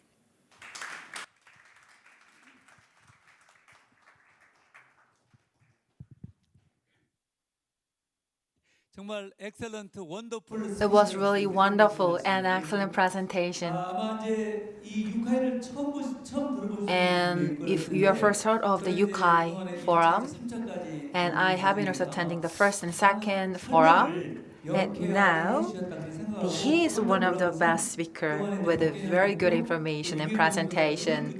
And as also the recommended mentioned by Mr. Park and Kim, I was really surprised to listen to very well organized, really good information from the chief man. AI for all, and the only algorithms is being shared, not the data. As you also pointed out, it was really good and valuable information presentation. The introduction was about the removing the brain tumor, and he also emphasized that the key secret weapon is based on collaborations by achieving the cutting-edge technology for the positive and negative and false positive. Absolutely, we have to set the threshold based on the well-developed algorithms. And the fourth, the federated learning, he also highlighted that. And the simple concept can transform the way and the world, as you also highlighted. It was really, really meaningful. And we have to make actions, show actions right now, not the future. It was really, really a lot of valuable, and I was really on the same page. Thank you very much once again. And next, we'd like to have the panel discussion. And the time is really smoothly going as scheduled. And the moderator is also chairperson of the steering committee of the UCAI Froum and Dean of the Graduate School of the Sungwon University, Mr. Hang, will be serving the moderator. And we also have the Lee Kyung-jeon, professor of Kyung University. We are also joined by the professor Dongguk University Hwang Seok-jin and attorney of the Juwon LLC Chung Jae-wook. We are also joined by manager of the Financial Data Policy Division of FSC Shin Jang-soo. And considering the time, and I'd like to also have about 20 minutes for the panel discussion. So all the panelists, please come forward and be seated. Thank you very much.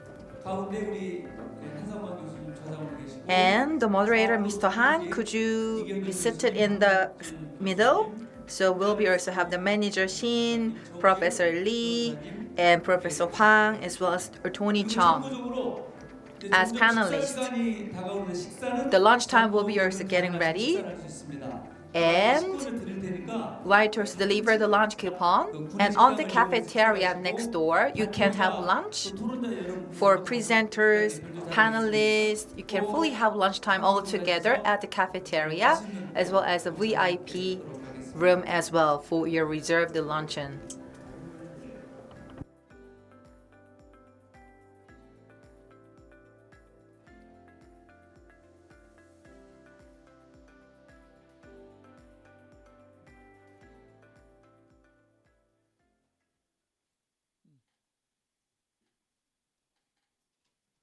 자, 그럼 지금부터 우리 And from now on, the floor is yours, Mr. Han.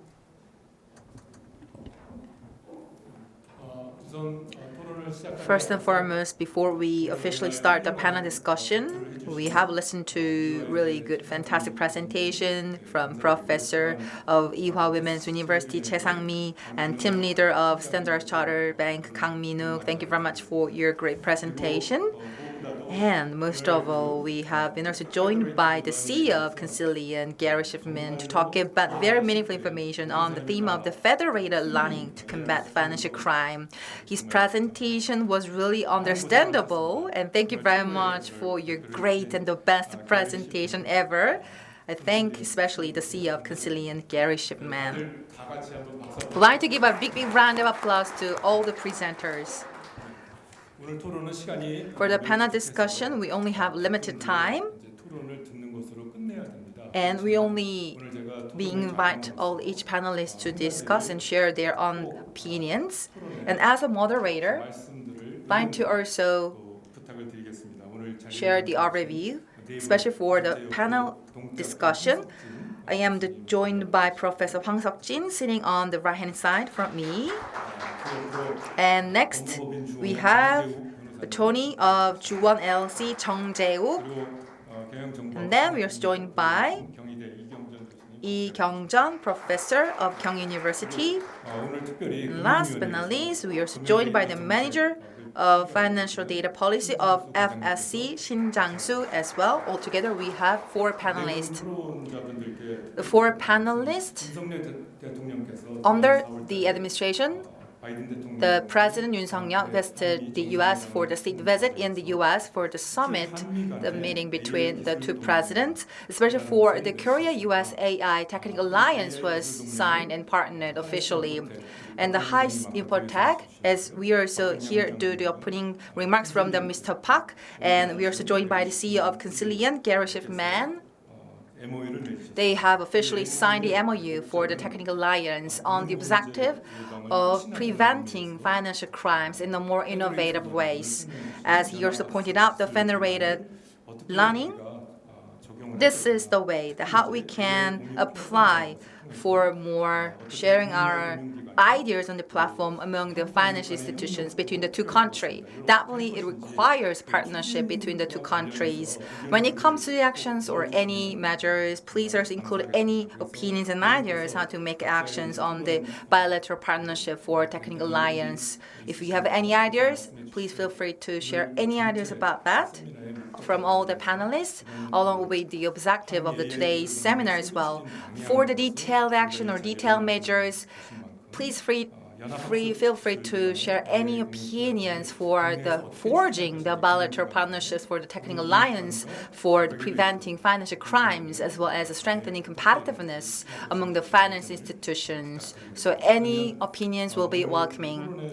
And the order of the panel discussion, as you have referred to the brochure, first and foremost, I'd like to invite the Lee Kyung-jeon professor of the Kyung University, and the second panelist, Mr. Hwang, professor of the Dong University, and the third panelist will be Attorney Chung Jae-wook, and the last but not least, Shin Jang-soo, the manager of FSC, will be delivering the points.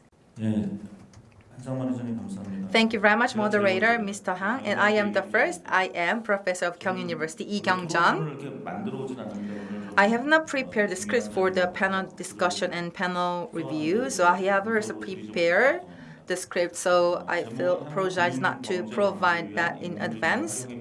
And I'm going to talk about the actions and the measures for strengthening our AI under the administration. As the president of the Yun served as the Attorney General in the past before the president for reviewing the biography.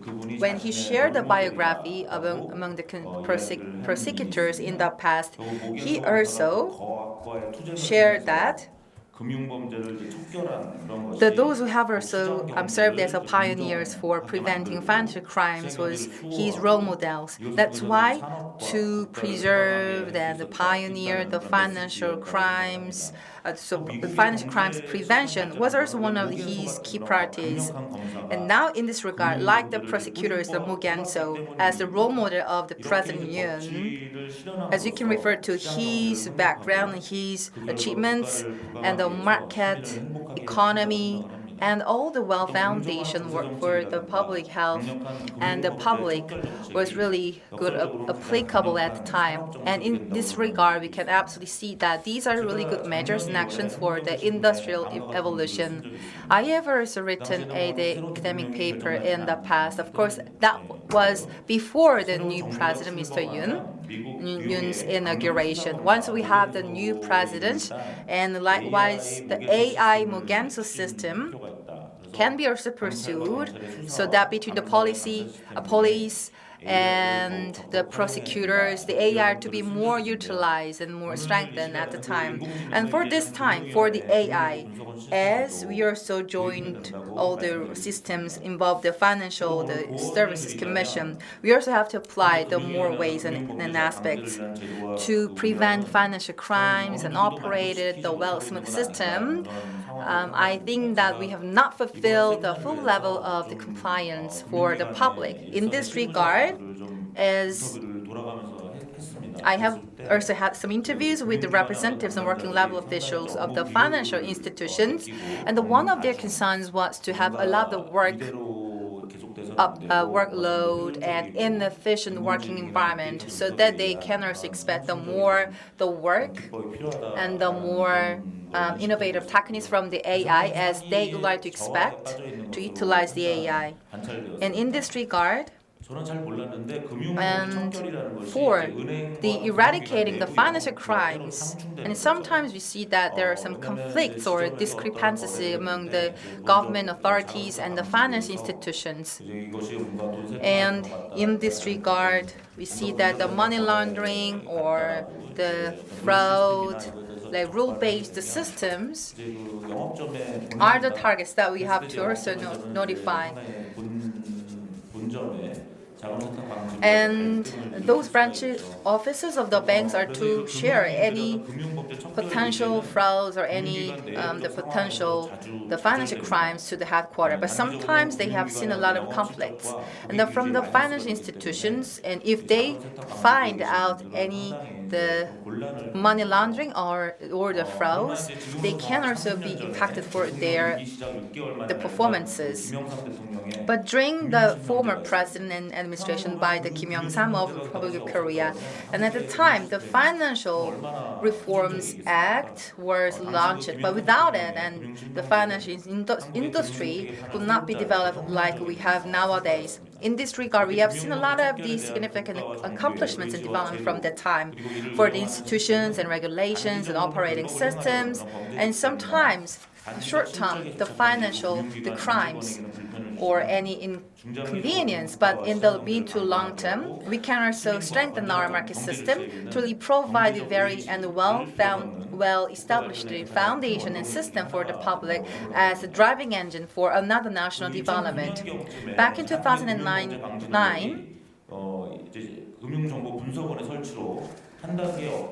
the financial analysis, the center was launched from that time, and now is also time that we have to level up our service level absolutely. Back in 2021, the Basel Governors Research Institute have also researched that the money laundering level and the frauds by Korea ranked about the 96th. So if you look at the priority, the rank, actually the 33rd our rank of the Korea in terms of the countries with more frequency and occurrence of the financial crimes. This is not really good. And the chairman of the FATA has also visited Korea, and the Korea is ranking about the 9th, but we can also consider that rank also belongs to the FATA, the organizations and membership.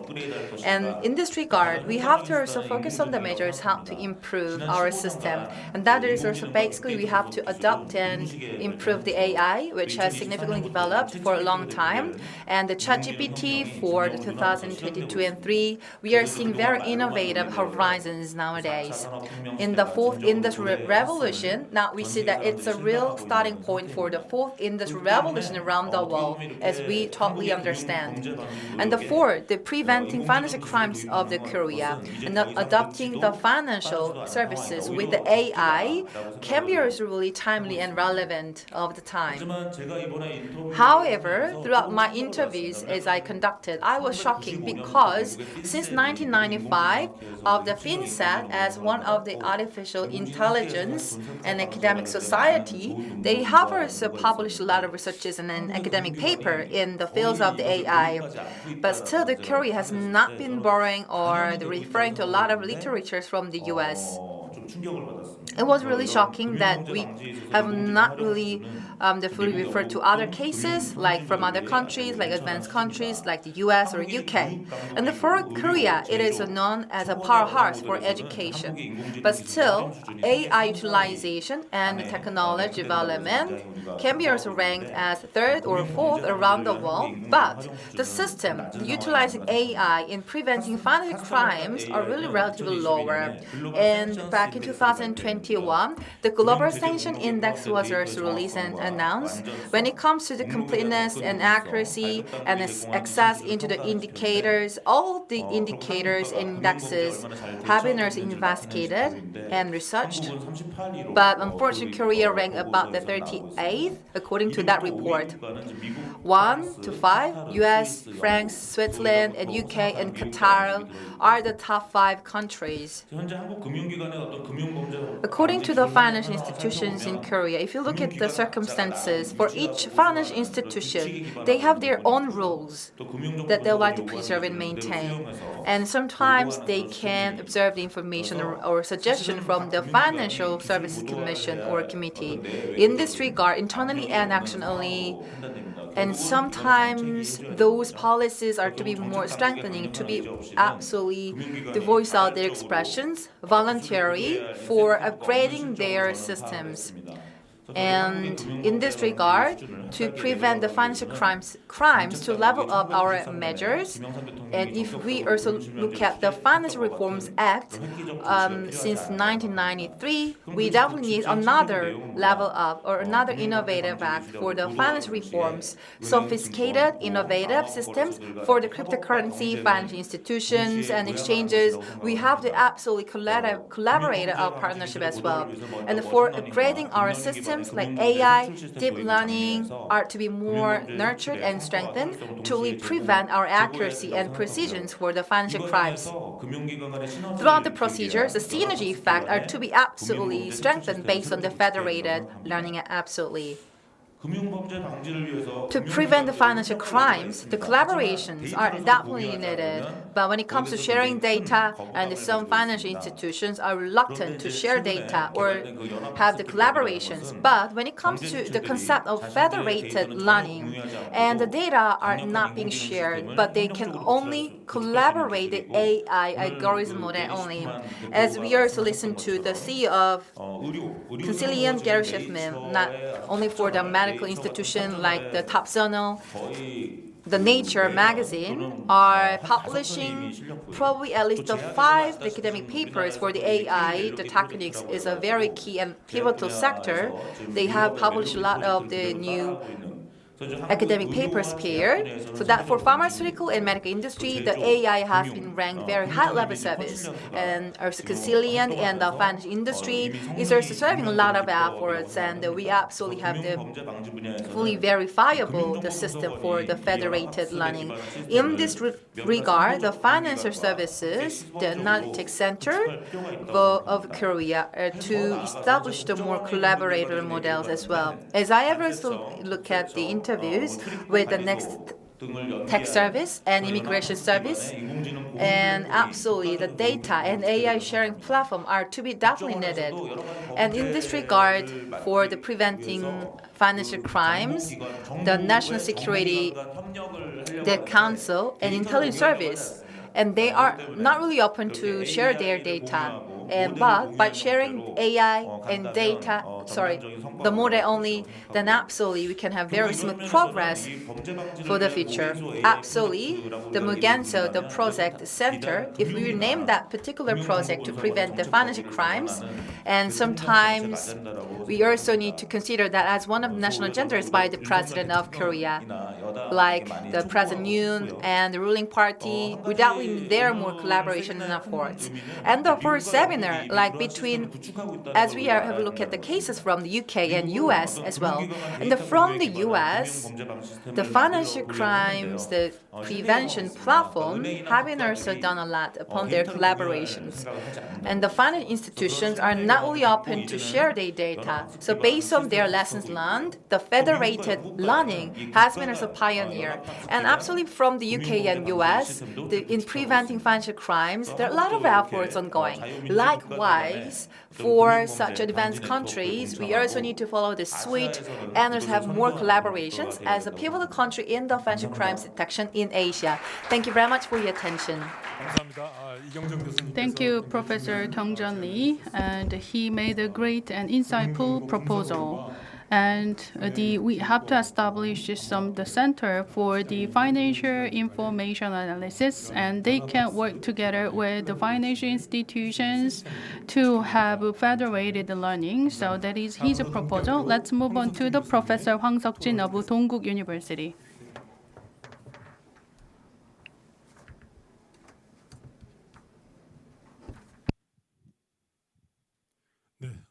Great to see you all. I am Hwang Seok-jin, professor at Dongguk University. I am currently working for the Special Committee for the Digital Asset or the Cryptocurrency. I am also working as a member of fact-finding for the CoinGate.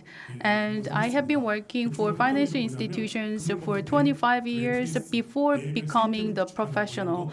I usually specialized in AML system establishment. I actually prepared 1 hour-long presentations, but I have I just given 5 minutes, so I have to shorten it in a big way. Anyhow, I am engaging in many different areas, and I am also the vice chair of Korea Anti-Money Laundering Society. There are many things that I'd like to share, but to the interest of time, I'd like to jump into the chapter 3.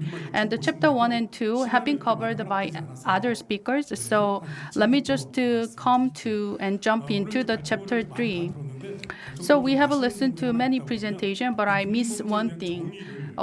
No one haven't defined what is a financial crime, because we just talk about financial institutions. As I delivered the lecture at the financial crimes at the university, the spectrum and the scope of financial crime is really wide. If you ask why the financial crime occurred, not many people can give the reason. The first is that many people just commit the financial crime because of the unresolved the emotion for some people, and the second is a financial purpose. And actually, most of the financial crimes are occurred because of the unresolved the emotion towards some other people, and many are the bank person said that imaginate the crimes to respond better to the crimes. The police are doing their job, but at the same time, the financial system should have a financial institution should have a system to defend and to detect the crimes and also the prevent repeatance crimes as well. And for the money laundering, we have new tools. In the past, there is the deposit and the actual asset.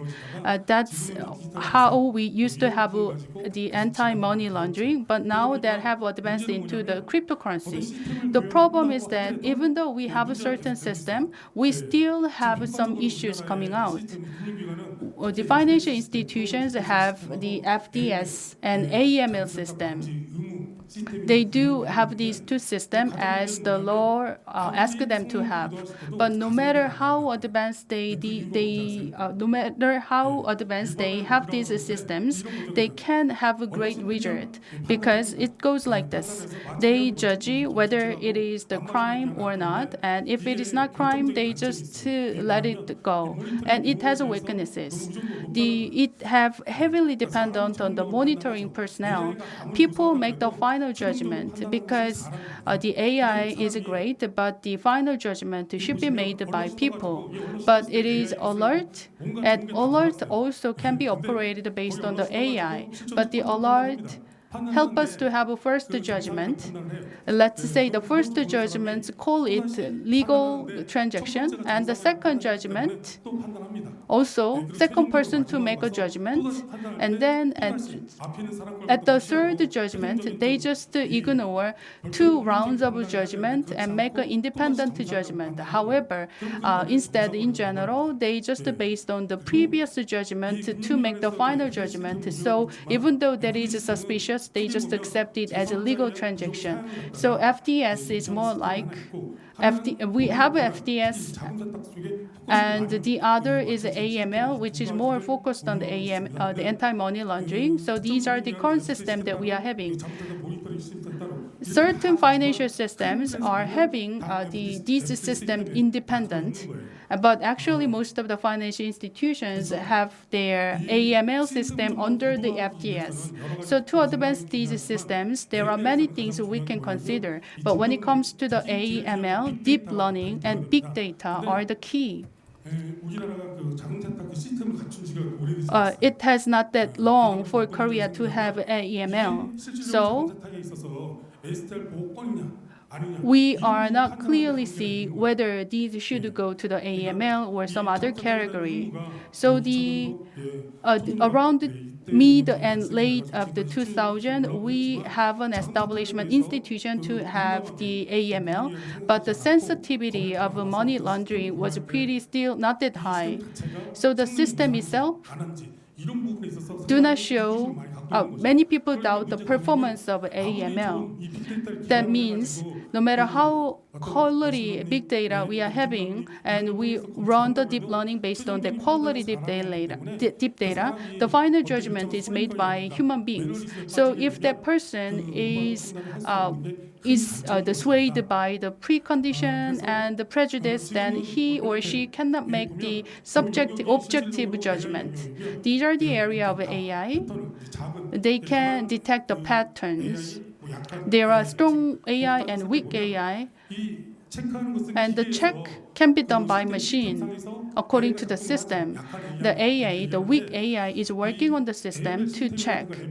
But when it comes to the FDS and AML, rule is the key. Rule is everything. So what kind of rule you are having, it depends on, it shapes the performance. In terms of banks, they have about 400 rules, and the credit card company have 600 different rules, and cryptocurrency just have 20 to 30 rules. Key here is the performance of the rule will shape the result. The rule also have two things. First is a score, and the second is a model approach. What is really important is that when there is a traffic,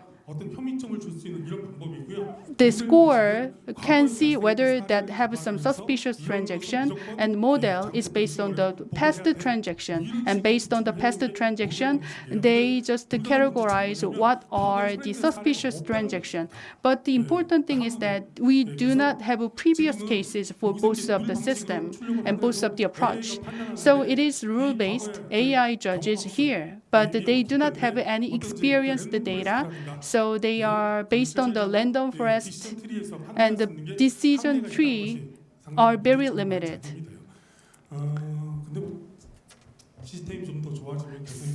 It may be improved if we have a better system. And then, first of all, there are prerequisites. That's my proposition. First thing is that we should put some burdens on the normal transaction. If there is any transaction, we have to see whether it is true or false. And also, if the transaction is suspicious, then we can just hold it, and we can just let it go to the next process. But within the timeline, it takes a little long time to make the process. It gives some burden on the normal transaction, so we should avoid that. Second thing is that we have to improve convenience of customers. Detection rate is not important. How much we found out the criminal is really important. Detection can be increasing, but if we fail to finally judging whether which is the false detection or false the transaction, that's the key. It's the detection rate. The so-called detection rate is less than 1%. So, as Mr. Kang Minuk mentioned, there the case of reporting to the government is increasing. It's about 1 million, but very little of them are considered as a false or illegal transaction. So that is pretty low. So we have to consider the efficiency. That's the situation that we are facing. And the third is efficiency. As I mentioned earlier, the performance should be improved. Then it requires a lot of investment. Because we have UCAI, and we also have an expert from Consilience, and we haven't verified your system, but I believe your performance is pretty good. And the important thing is that we should have all the reported data, the experience data, and we talk about share a lot, so we can share that too. And the number 7 is a white box technology. That is the key to all my presentation. When there is an accident, we should share the accident and incident. That should be into the white box, and everybody can open the white box to see and check the technologies. It's not about the privacy, but it's about accident pattern recognition. We can just use the anonymous and the white box technologies should be shared by all the relevant experts. There's one reason for the financial institution is unwilling because it may negatively working for their the reputation. So they are very reluctant to share their data through the white box technology.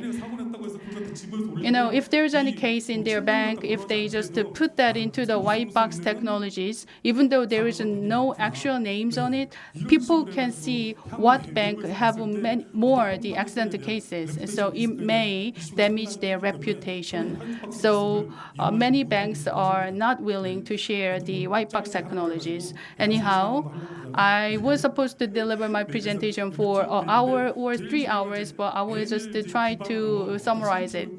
Important thing is that when we are realizing the real AI-based system, AI has been improved a lot, but the final decision should be made by people. And the people himself or themselves can falling into the mannerism, or they just to repeat the practices they have been doing in the past. Then no matter how good the system is, the result is not that good. That's the big risk that we have to consider. I am almost done. So to have anti-money laundering, we have to have preemptive technologies. That means AI-based AML system is highly required. So that's my conclusion. Thank you very much. 네, 감사합니다. 황석신 교수. Thank you very much, Professor Huang. 이제 결국은 AI So ultimately, the AI, to increase the efficiency of AI, as we have also talked to the concept of the federated the learning, he also highlighted very important factors. Now I'd like to invite attorney Chung Jae-wook. Nice to meet you all. I am Chung Jae-wook.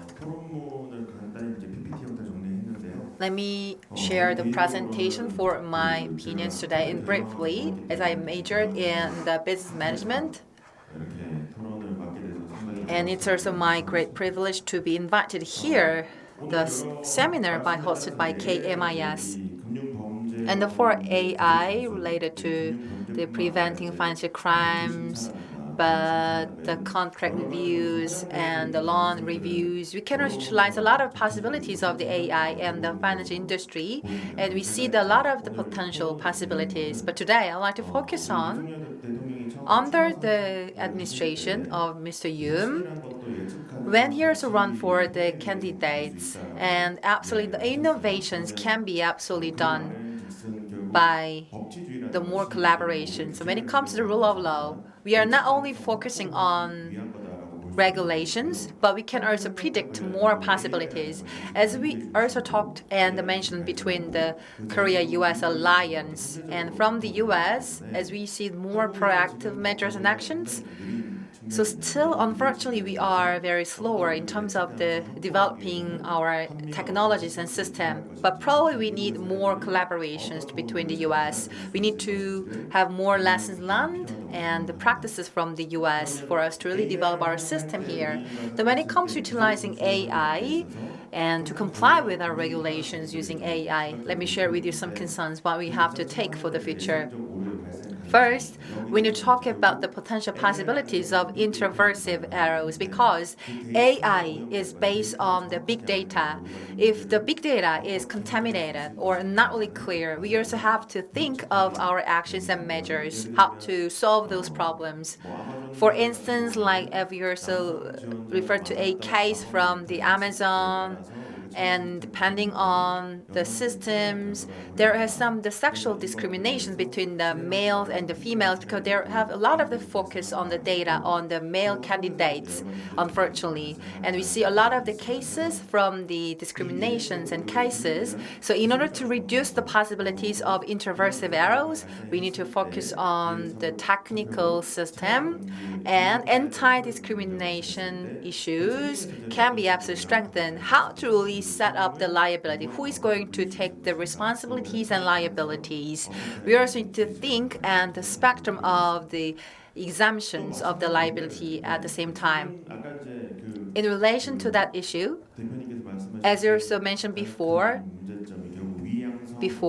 because the false positive is another problem, absolutely. If those cells look normal and really complying with the regulations, but AI can also give the very first positive outcome. So when it comes, we have the first positive outcomes. That in that case, the financial institutions or financial regulatories could be also no more ideas based on their judgment and by comparing the data between their intervention as well as the AI result. The system can say the false positive, but we can also think if these are the negative, and we also need to also narrow the gap between the outcomes between the AI outcomes and the human intervention. For the reviews and the thorough procedures by the national audit, still we have to clearly verify the outcomes between false positive and the negative.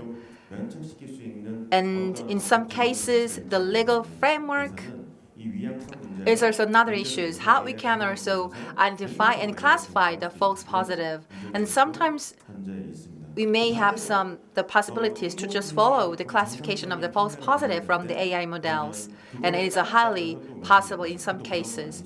Or on the other hand, for the AI, for normal sales, or the legal says, and the system can be also say that it's a negative, but in some case, the real outcomes is positive. So when it comes to the false positive or false negative, we need to have the legal framework, how to prevent and how to detect those cases. And I also getting some signals. So this is another problem for the Anti-Discrimination Act or anti-discrimination challenges. We have the pros and cons. As you're well aware here, because it is very new act, and you can see that for the sex, gender, or the academic background, or social identity, the public and the citizens are not to be under the discrimination for the reckless discriminations as a financial consumers in accordance with the financial terms and conditions as a part of audience, for academic background or social identities. If we have some issues in relating to these factors, there may be some reverse discrimination act on the other hand. And because for the secondary financial institution can be also utilized for the investors, especially for those who are younger generations or the senior or elderly. And there are some very different scenarios when it comes to have the finance services from the secondary, the level of the financial institutions. And for the elderly and the loan and the repayment rates can be also lower for the elderly. But this can be also related to the reverse discrimination issues. And when it comes to the academic background in Korea, we can see that that's another factor, but it's only the background or educational background for the high school graduates or university graduates or the master graduates. And sometimes we can be more favorable conditions, but leading to the reverse discrimination cases. And for the social identity, that's really ambiguous factor. For instance, like for the court of the Korea can be also have the very different classifications depending on the working environment, but still we should identify and classify to derive the information and design the algorithm how to really have the defined and classifications according to their working conditions and working level, and with no just reasons. And the court is to review and give the suggestions on the background and the reasonings. And for the AI, we also need to think about the reasonings and the just reasonings, how to really have very thorough and smooth classifications. And for the algorithm modeling and procedures, we also need to refer to the cases from the US. And absolutely, the regulatory and the legal frameworks are to be more strengthened to really increase our predictability and accuracy. Thank you very much for your attention. 네, 정재욱 변호사님 감사합니다. Thank you, 우리나라의 Attorney 금융 Chung 관련 Jae-wook. AI 법제도가 He talked about 미국의 what kind of the AI-related legal system we are having, and we are a little bit behind when it comes to the legal institutions compared to the USA. And to have the alliance between the two countries in AI, we have to catch up with the US system. Last but not least, we have Mr. Shin Jang-soo of FSS, and he will share his talk. 시간이 12시 25분. It is already 12:25. 빨리 I will be very short and brief. 오늘 그 여러 전문가분들 We have listened to the experts home and abroad. 잘 들었고요. Thank you for your insights and presentation. 제가 말씀드리고 싶은 My 부분은 point 이제 today 저희가 is that 특정 분야보다는 저희 instead of talking about the specific industry or area, I'd like to share how the government or the FSS has some the policies to promote some activation of the AI. I'd like to introduce you some policies related to the AI. 금융당국에서는 As a financial authority, 2 years ago, like 2021, 금융 분야 AI we set out financial AI guideline. So AI have been actively utilized in 5 specific areas. AI are very active in 5 areas: the FDS, the chatbot, and the recommendation, and the credit evaluation, and 다섯 개 정도 분야에서 money laundering. And these are the area where AI is actively applied. AI 활용과 관련된 So related to the utilization of AI, we have launched and released some guideline. And last September, AI 활성화 및 we 신뢰성 have 확보방안이라고 해서 released another plan 금융 to 분야의 mobilize AI and to secure the credibility. So it is kind of AI roadmap for the financial industry. They have 3 tasks and 3 initiatives.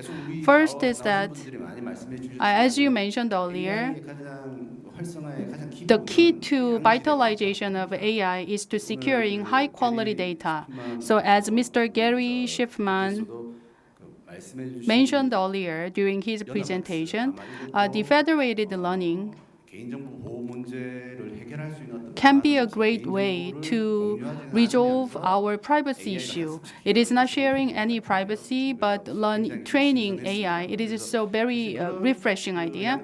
So the way we can secure the high quality data 되는 거 아니냐 이렇게 쉽게 생각하실 수 있는데 can be very simple, but actually, 개인정보 보호 법제가 according to our privacy protection law, 소위 말하는 옵트인 방식입니다. it's more like an opt-in methodology. So we have to earn the agreement in advance. So we are strictly protect privacy. So it is very difficult to utilize the privacy.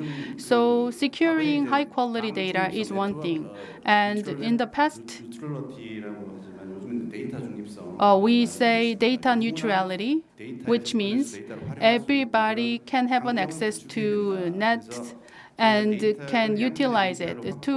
We have to have the data, and we also have the great accessibility to the network. That's the area where we are currently working on. And the second initiative is that, as many mentioned, the system and institution are uncertain. We have many gray area because we are new to this industry. 과거에 가보지 않은 It's 길이고 uncharted path. 새롭게 이제 And this is the direction that we will go in the future. So the regulations and institution 추정할 수밖에 없는 are based on the current practices. So there are many areas we haven't have any cases. So we release the best practices to resolve such kind of uncertainty. And we also release some guidelines and white paper which are incorporating the opinions of experts. 그다음에 중요한 게 이제 And the last, 신뢰받는 third 환경을 initiative is to 구축하는 create 것이 reliable environment. I think that is really important out of many. In the past, Microsoft 인공지능 챗봇을 한번 개발했으니까 developed AI-based chatbot that was 2016, that is called Tay. 학습 과정에서 In the process of learning, 이렇게 뭐 누구나 the 학습을 learning 시킬 수 있는 그런 process 환경이었던 것 같습니다. has opened, so anybody can train the chatbot. Some trainers are trained the chatbot based on the biased content, biased data. So that the trainer talked about some racist comment. So the MS kind of withdrew that chatbot. We have similar cases here in Korea. There is one case that we stopped providing the chatbot services because of that discrimination. So whether it is deep learning and machine learning, then people call it black box. The decision-making process of deep learning, there are some areas where we can see as we have to call black box. So to enhance the transparency and fairness of that area should be improved. And it is related to the customer services, so it should secure explainability. So there are some areas that is not compatible. We should improve our performance while giving some explanations. It is kind of a trade-off. To meet these two conflicting needs, we have to resolve the privacy and customer protection. So it's not easy at all, but we have to find some solutions. So that's the area where we are currently working on.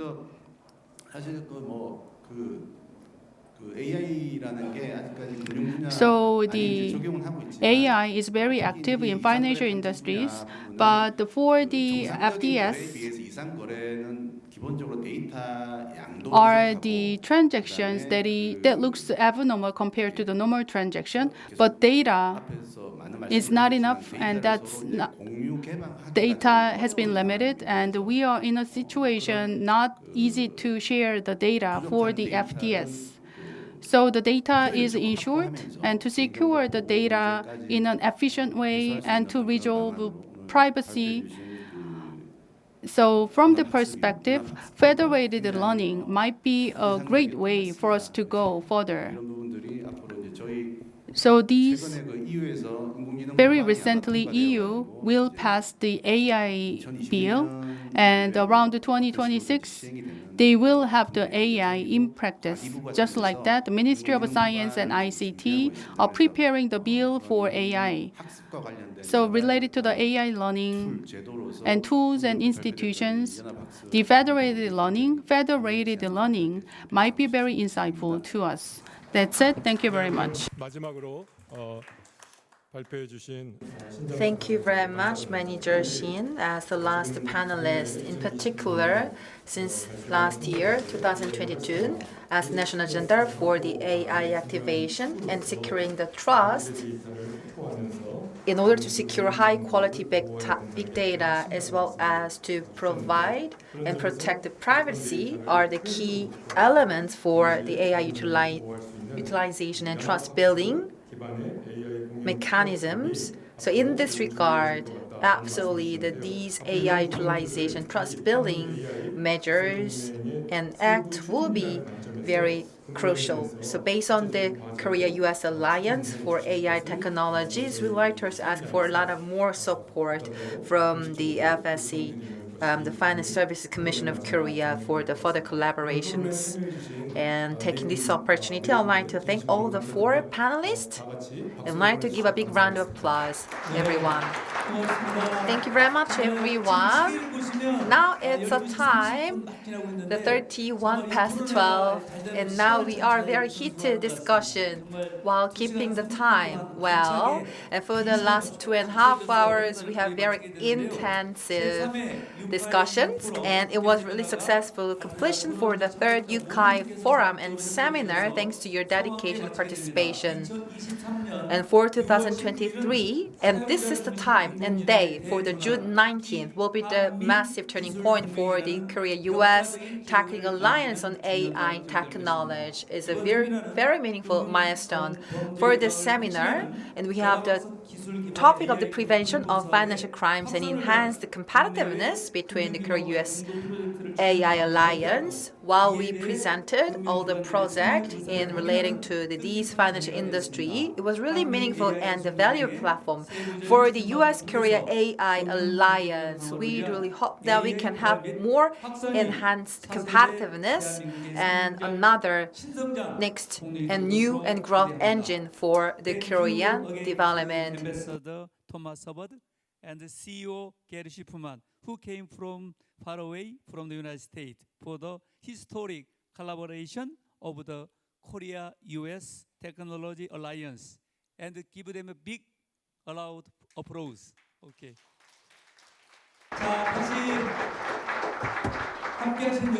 Thank you very much for all the participation for the UCAI, the User-Centric Artificial Intelligence, as the key strategy and pathway that we need to put our wisdoms together. If I say UCAI, and please answer fighting or cheer up. UCAI 파이팅! 예, 감사합니다. Thank you very much for your response.